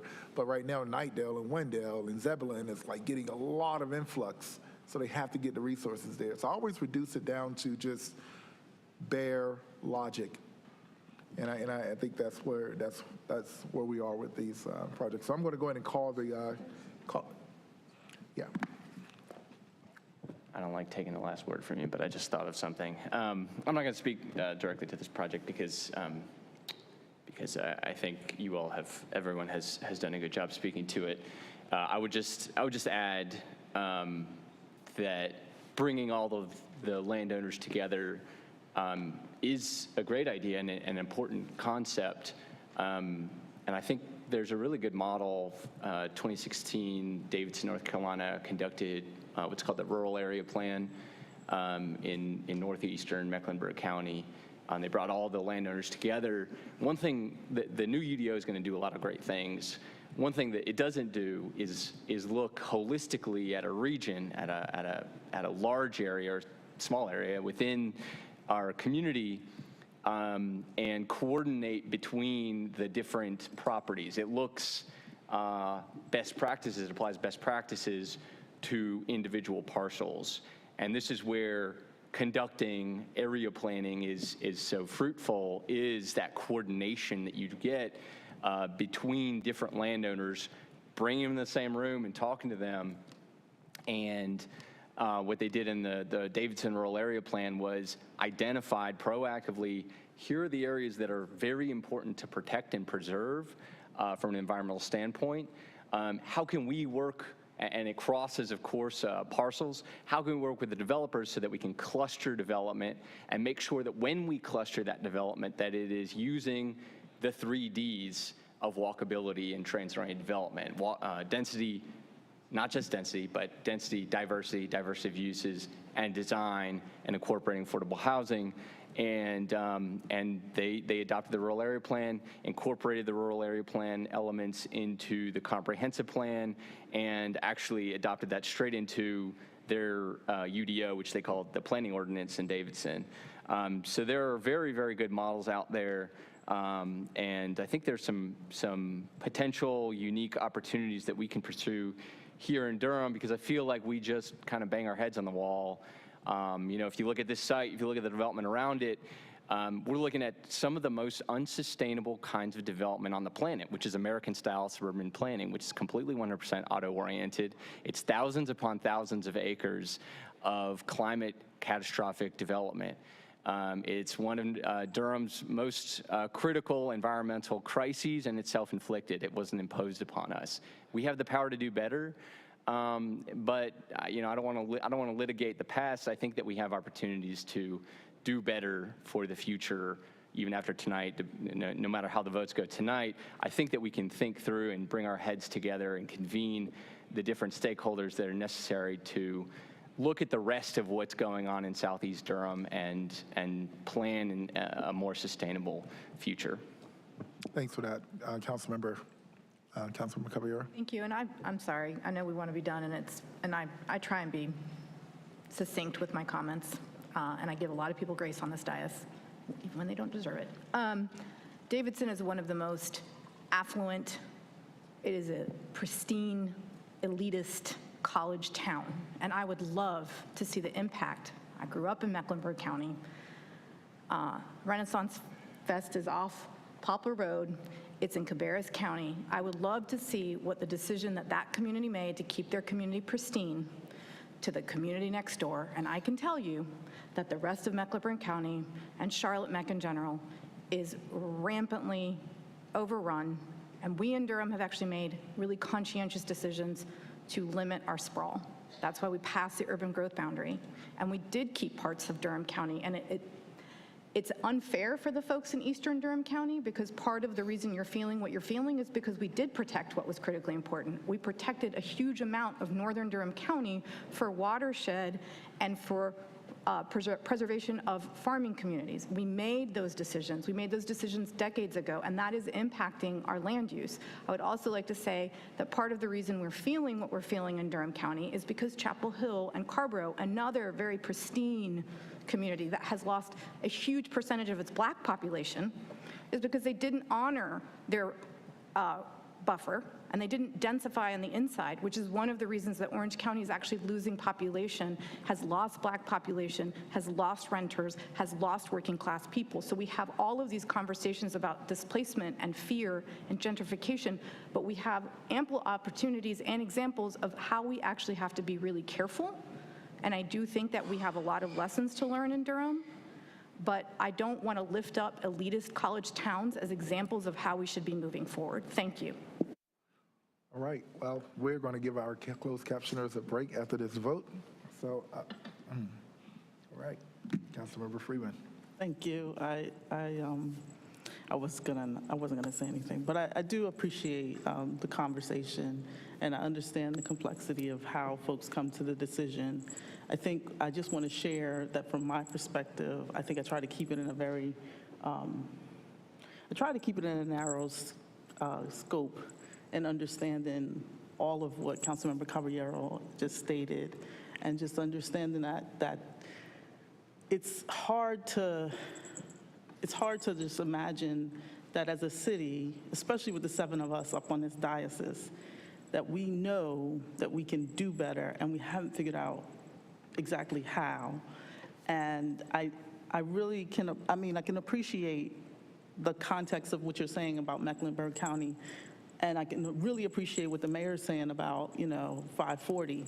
But the key thing to understand is, like, in this, the city is responsible for creating this environmental and traffic impact on a few residents. And it feels like, and I'm just speaking for myself, a real, like, parallel when we talk about, civil rights, or whether we talk about, ending slavery. There are things that have been on the books that weren't necessarily the things that should have been on the books, but you consistently try and push to make them right. You consistently try to pour into it as a human being what it should look like for us to live in a community together. And so I struggle with that each time these cases come forward. I want to be really, like, blatantly honest. I am always disgusted whenever it's a Jared Eden, Tim Cyber situation, because I don't feel like they respect the city, and we just continuously, like, take it as they give it.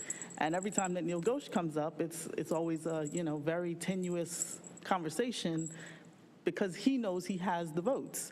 And so it's just hard to really be honest and, like, sincere in these discussions in a way that's actually beneficial to the residents of this community, without acknowledging those situations that are on the side of this in a real way. And I just want to say that this has been the bane of my existence on this council each time we have these types of cases come forward, because that whole micro-macro conversation comes up in a way that's so disrespectful to the residents in the community, as if to say that they're not all saying the same thing. We know that we're protecting Northern Durham. It does not mean that you do it at the expense of Southern or Southeast Durham. We know that we need infrastructure in that area, but we consistently push for more development in that area. And whether or not, you set it up, you can set up a whole lot of rules and a whole lot of ordinances with unintended consequences and a whole lot of forethought. But you can't just wipe it away as if that's the only way. And that's what I see every time these cases come forward, which is so frustrating. Just acknowledge that you're pushing for more development at the expense of certain people, and that's okay. That's your right. You can do as you please. You're a member of this council. But to try and make it as if there's no other way to do it is what's so disrespectful. That's all. Thank you. Thank you. I'm going to go ahead and call for this vote.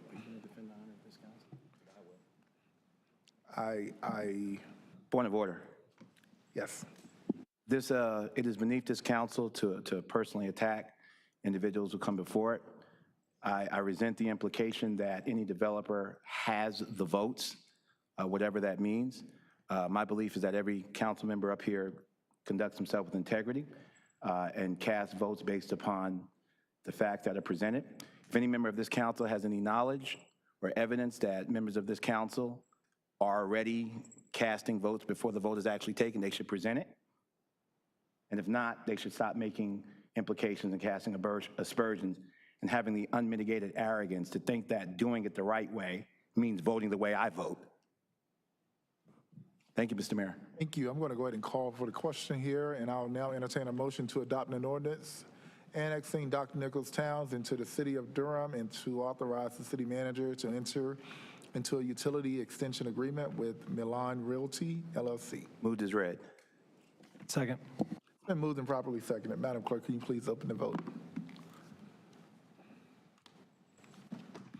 Please close the vote. We're not going to do that.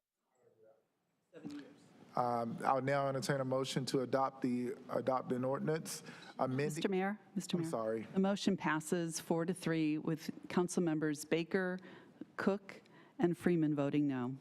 Thank you. I'll now entertain a motion to adopt an ordinance amending the Unified Development Ordinance by taking property out of residential rural, Falls Jordan Watershed Overlay District B, county jurisdiction, and establishing the same as Planned Development Residential 5.555, Falls Jordan Watershed Overlay District B, city jurisdiction. Moved as read. Second. And moved and properly seconded. Madam Clerk, please open the vote.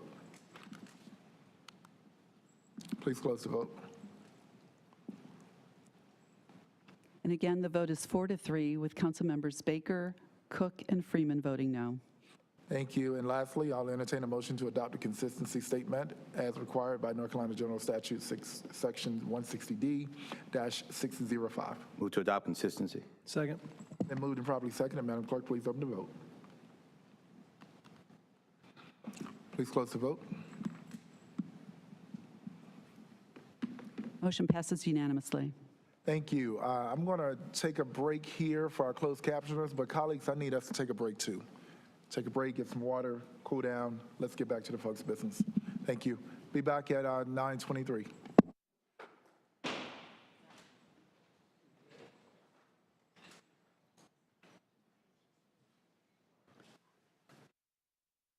Recording stopped.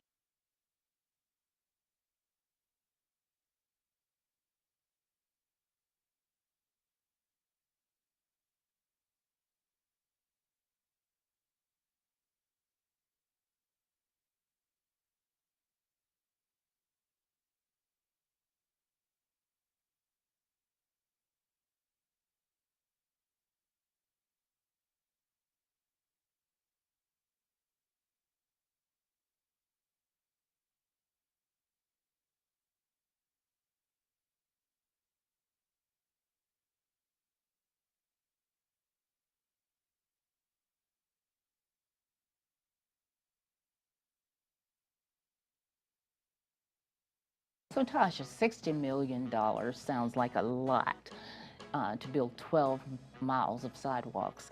Can you tell us what all is involved in actually constructing a sidewalk?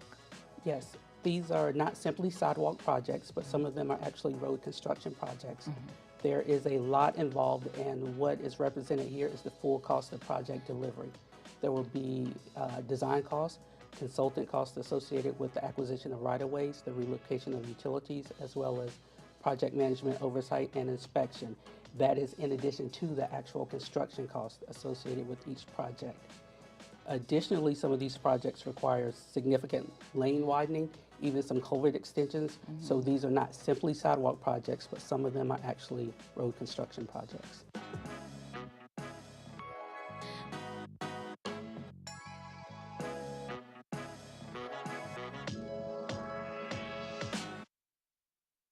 When we talk about East End and Long Meadow Parks, we typically think there are two parks, right? But it's one project. So why is this project and these parks so important for Durham? Yeah, it was really interesting. We've learned a lot in this journey exploring these two parks historically.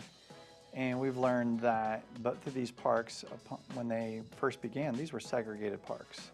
So Long Meadow Park was typically the white park, and East End was typically the black park. Obviously, those parks have evolved since then. Now we're looking at an opportunity as we see these parks, how close in proximity they really are. And we also know we have a project on the horizon called the R. Kelly Bryant Bridge Trail, and this trail runs in between them. So this is an opportunity to invest in these two parks and unite them.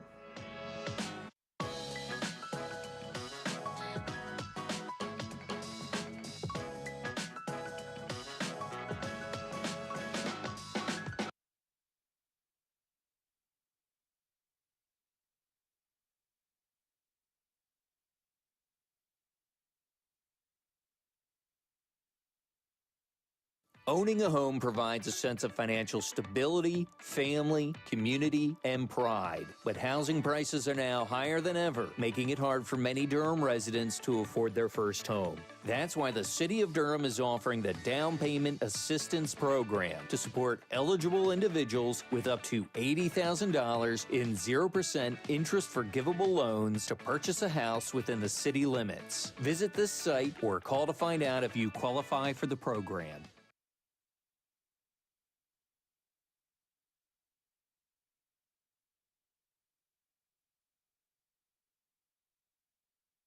The Durham City Council meetings and Planning Commission meetings are now available to live stream on all devices via the City of Durham's social media accounts. To watch, simply go to City of Durham NC on YouTube, Facebook, or Twitter.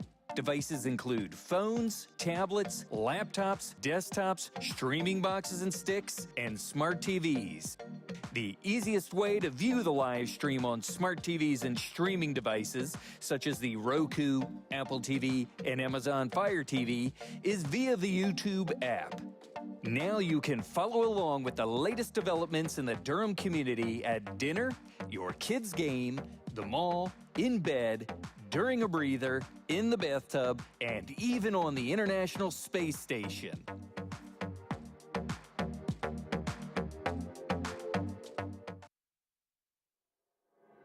Everyone in Durham should be able to find a home they can afford. That's why Forever Home Durham is creating affordable, livable, and inclusive communities for low to middle income residents. From renting to owning, find out how the city is helping more people find homes right here in Durham. Learn more at foreverhomedurham.com.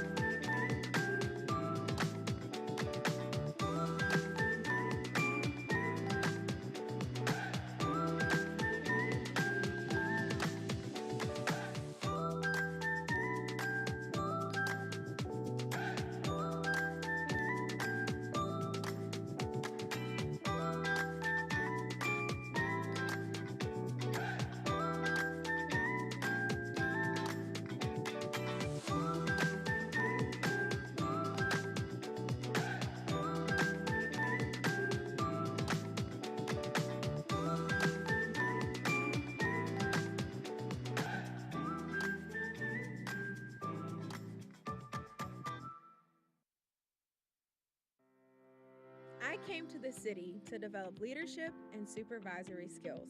I stayed because of the city's culture and dedication to serving residents. The City of Durham, where careers meet community. To connect with a career that serves the Bull City, visit durhamnc.gov/careers.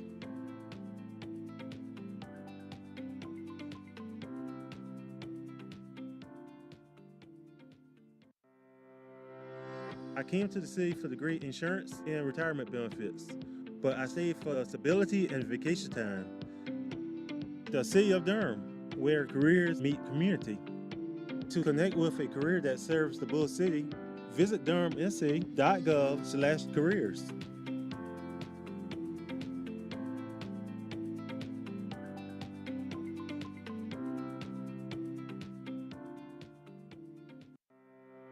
I came to the city looking for a new challenge in my career. I stayed for the growth opportunities, work-life balance, and impact my work has on the community. The City of Durham, where careers meet community. To connect with a career that serves the Bull City, visit durhamnc.gov/careers.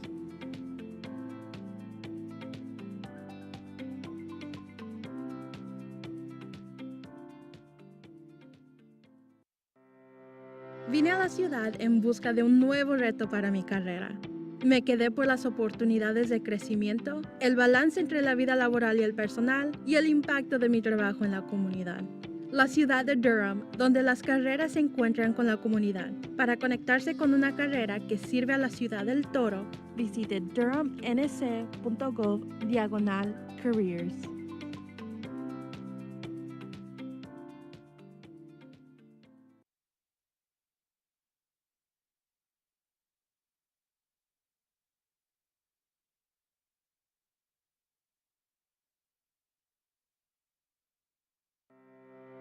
I came to the City of Durham to improve living conditions for residents, and I stayed because I'm encouraged to advance my career.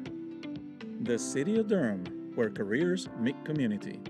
To connect with a career that serves the Bull City, visit durhamnc.gov/careers.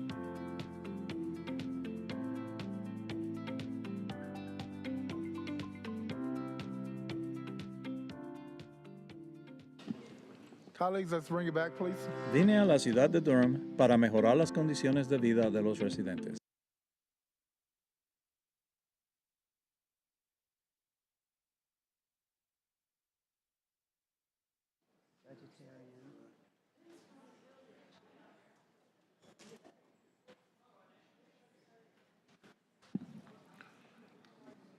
All right. Are we missing someone? Oh, Councilmember Rist. We're going to go ahead and get started back. And we just had the motion passed for that item. Now we're on item number 24.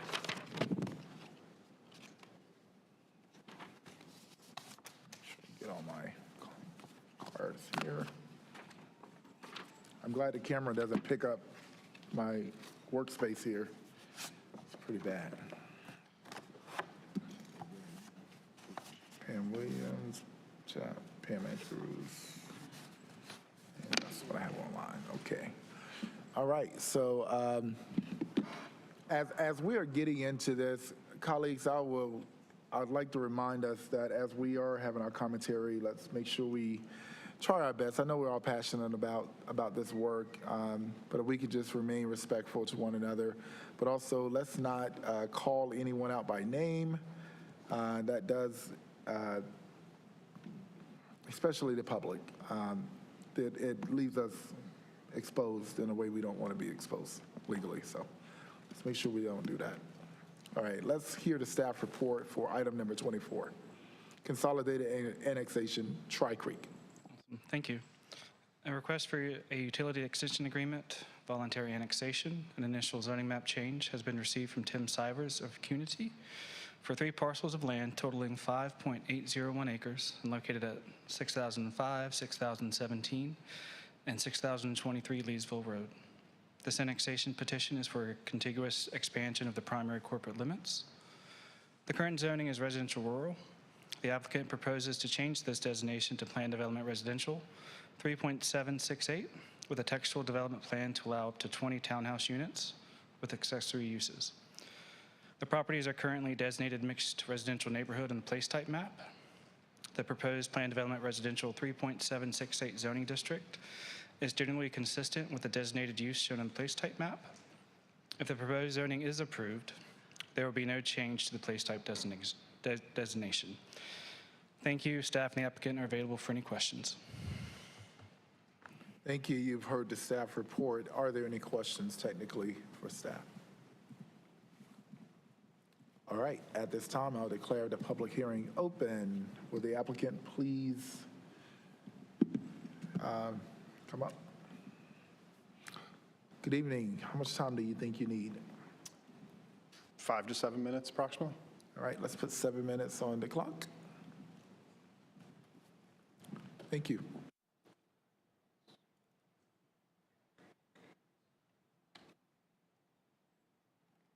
That's not the right one.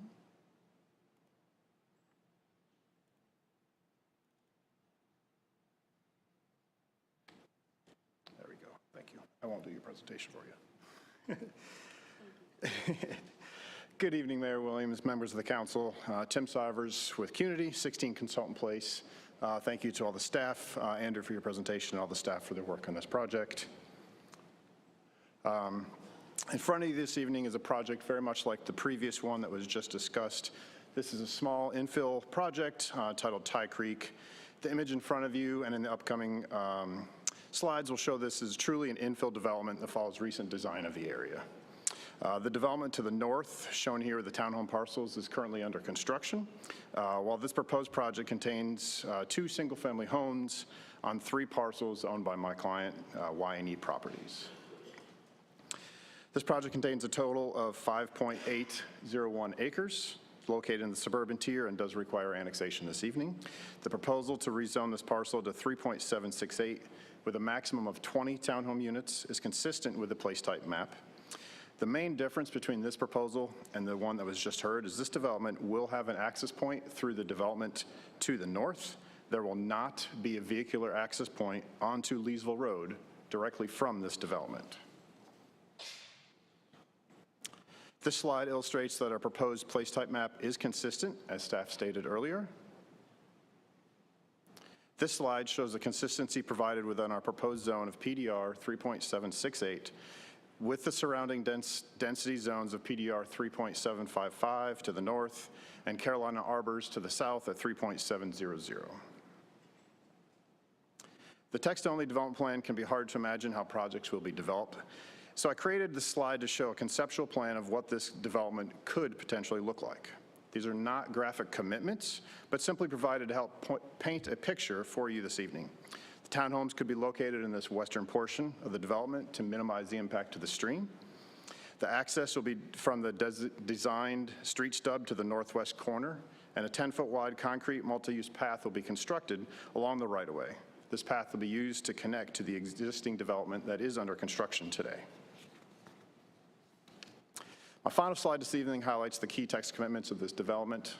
They include a maximum of 20 townhome units, right-of-way dedication from the previously mentioned multi-use path, a sidewalk connection from the townhomes to that multi-use path, environmental commitments like minimizing impervious areas to 50% and committing to native tree planting species, road and infrastructure improvements along Leesville Road, Carpenter Pond, and Olive Branch Road, as well as a $5,000 donation to Durham Public Schools and a $20,000 donation to the City of Durham Dedicated Housing Fund. Thank you for your time this evening, and I'm available for any questions. Thank you. I have 2 speakers here in person. Just make sure. This is item 24. Ms. Pam Williams. I'll give you all the grace of speaking in whatever order you prefer. Pam Williams, Pam Andrews, the Pams, just go.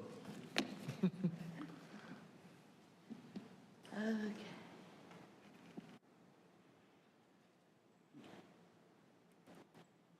And thank you, Tim, for closing that down.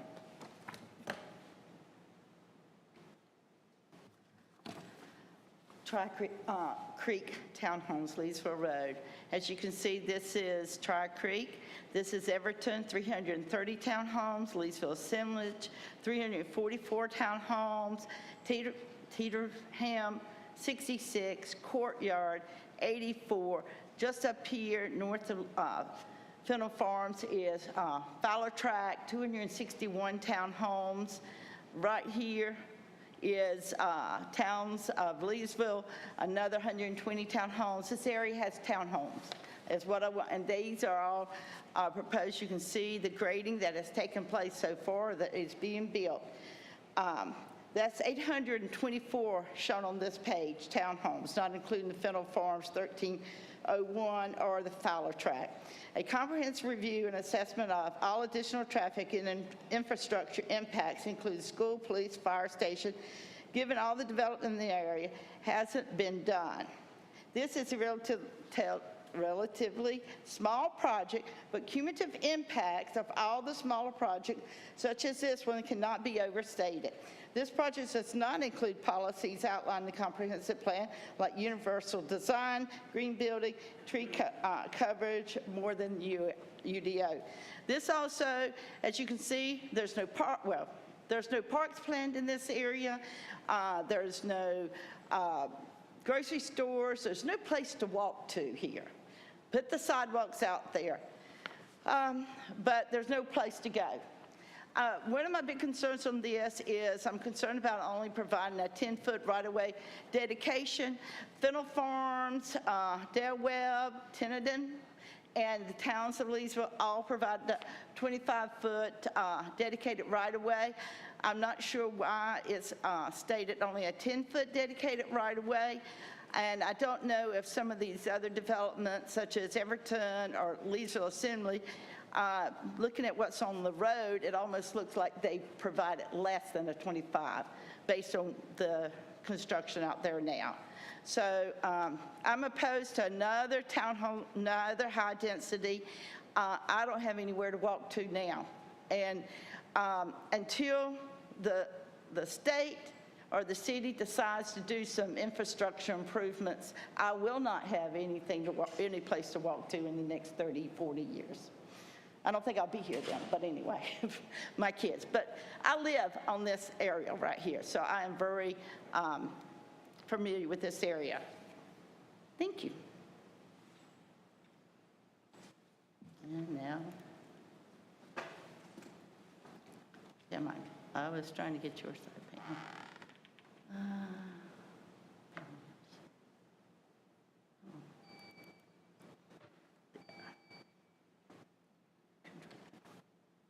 Okay.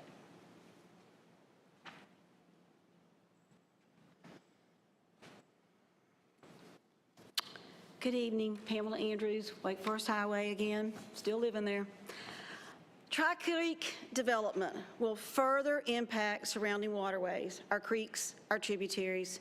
Stormwater flows into Falls Lake, sediment pollution in our creeks every day. Blasting and environmental impacts given ongoing large developments in this immediate area, never changing. This is a relatively small project, but cumulative impacts of all the smaller projects, such as the one just passed, just a short distance away, cannot be overstated. The planning commissioners made very important comments on this parcel. Commissioner Gregory states, while the infill project is relatively modest compared to larger scale development in the area, an epicenter of recent growth, the applicant's efforts to address environmental concerns are appreciated but limited. The more pressing issue lies in the minimal commitment to affordability. The proposed contributions of $5,000 to Durham Public Schools, $20,000 to the Durham Housing Fund are inadequate given the significant need for affordable housing and the already strained school capacity in this region.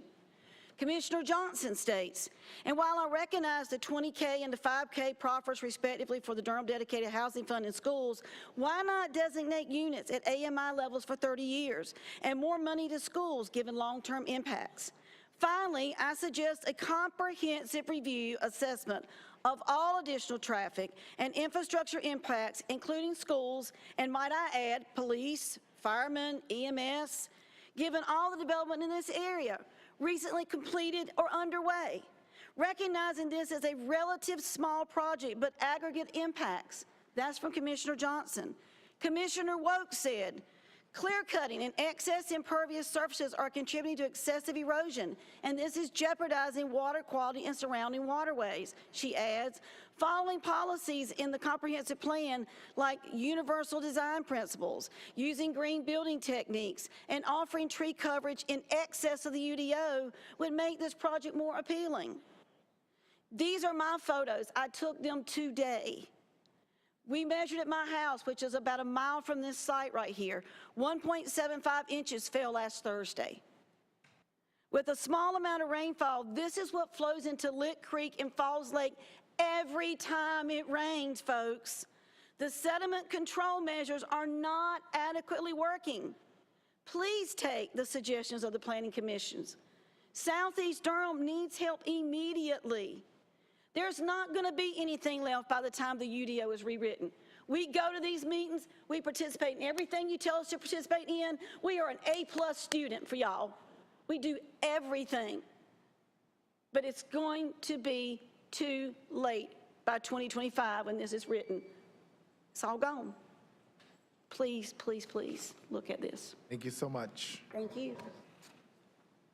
Those are all of the speakers that I have, so therefore at this time I'm going to declare the public hearing closed and back before the council. Yes, Madam Councilmember Cook. Thank you. I think my questions are staff, actually. I have two. One is I see on here that there was a building, but then it did not become, or it did not meet the qualifications of, it didn't have architectural significance, and so it didn't get historic registration, and I'm curious about that.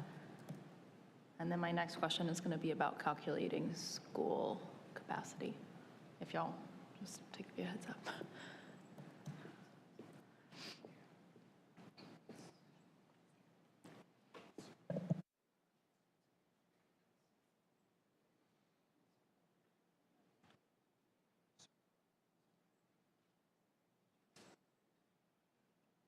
So, good evening. Sorry, I had to rush back in here and catch up.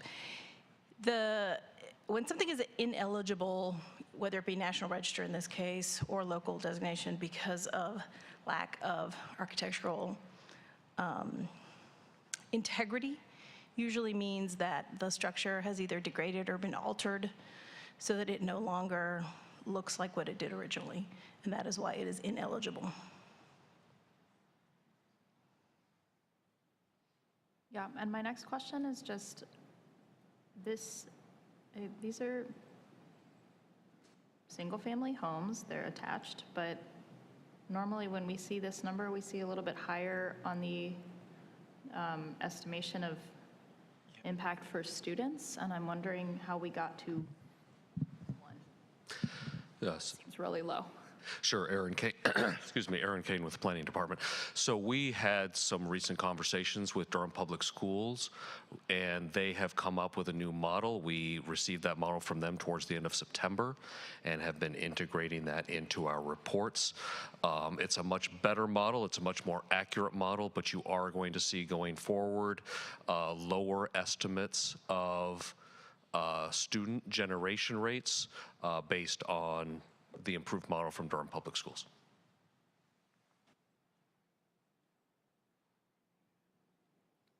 I was curious. Mr. Mayor, I just want to say thanks to DPS. I know there's been an issue of trying to get that model, having them share. I appreciate it. We need to extend our thanks to them for sharing that model. Thank you. Absolutely, yeah. We're thrilled to have it as well. It's going to be much more accurate and is much more based on actual student generation numbers by region.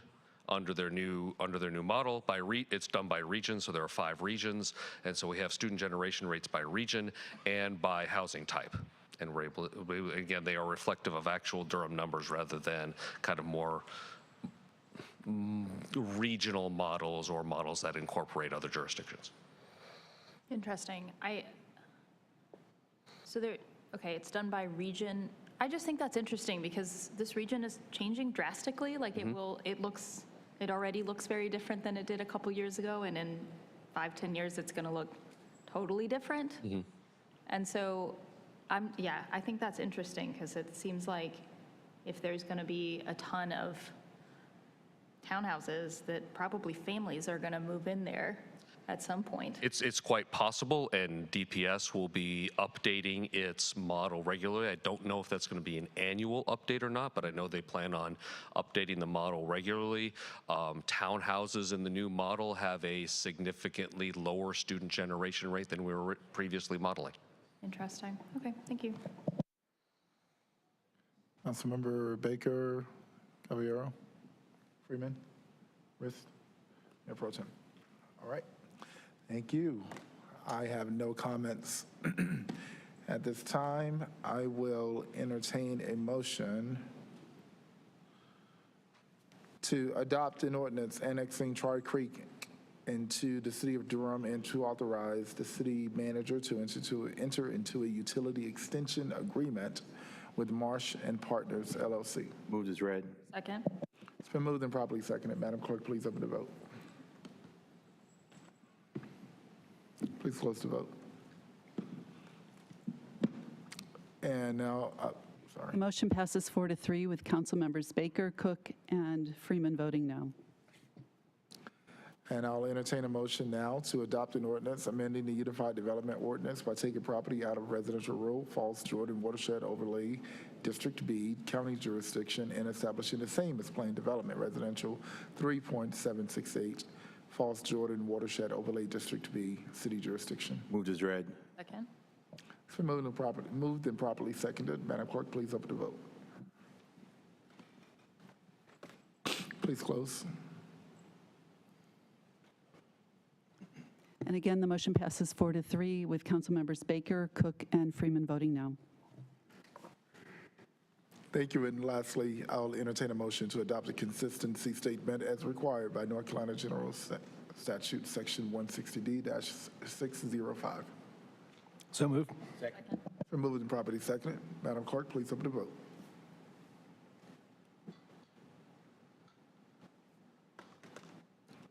Please close. Motion passes unanimously. Thank you. All right, and we have one last item here. Item number 25 is zoning map change, Caring House expansion. We'll now hear the staff report. Thank you.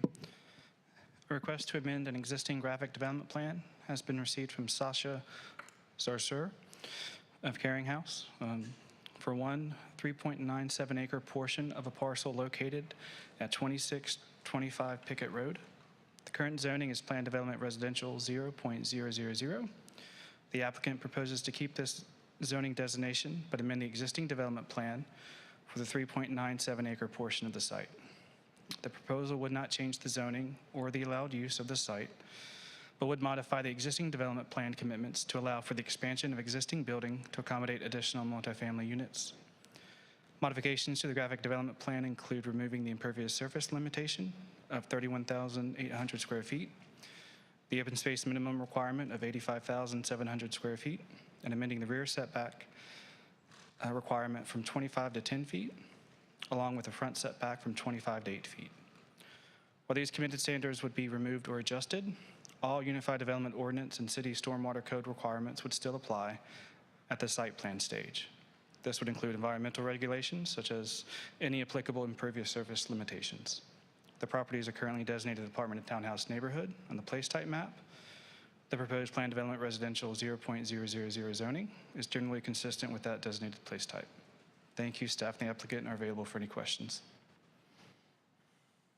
Thank you. You've heard the staff report. Are there any technical questions for staff? All right. I'll now declare this public hearing open. How much time do you think you need? 7 minutes. Could you put 7 minutes on there? And thank you, Mr. Lester, for your presentation. Good evening, Mayor Williams, Mayor Pro Tem Middleton, members of the City Council. My name is Neil Ghosh. I'm an attorney at the Morningstar Law Group at 700 West Main Street in Durham, and I'm representing Caring House on this project. I believe Mr. Craig Ward, Ms. Sasha Zarzar with Caring House, they might be online. I want to start by telling you a little bit about Caring House. They've been in this community a long time. Caring House has been operating at this location since about 1992. They provide comfortable, supportive, and affordable housing to Duke Cancer Institute adult outpatients and their caregivers. So their current facility has 18 private rooms, and they now are looking to expand the existing facility. They have plans to add 24 more rooms. They actually submitted a site plan to the city for the expansion, but the initial review determined that the property needed to be rezoned to accommodate the expansion.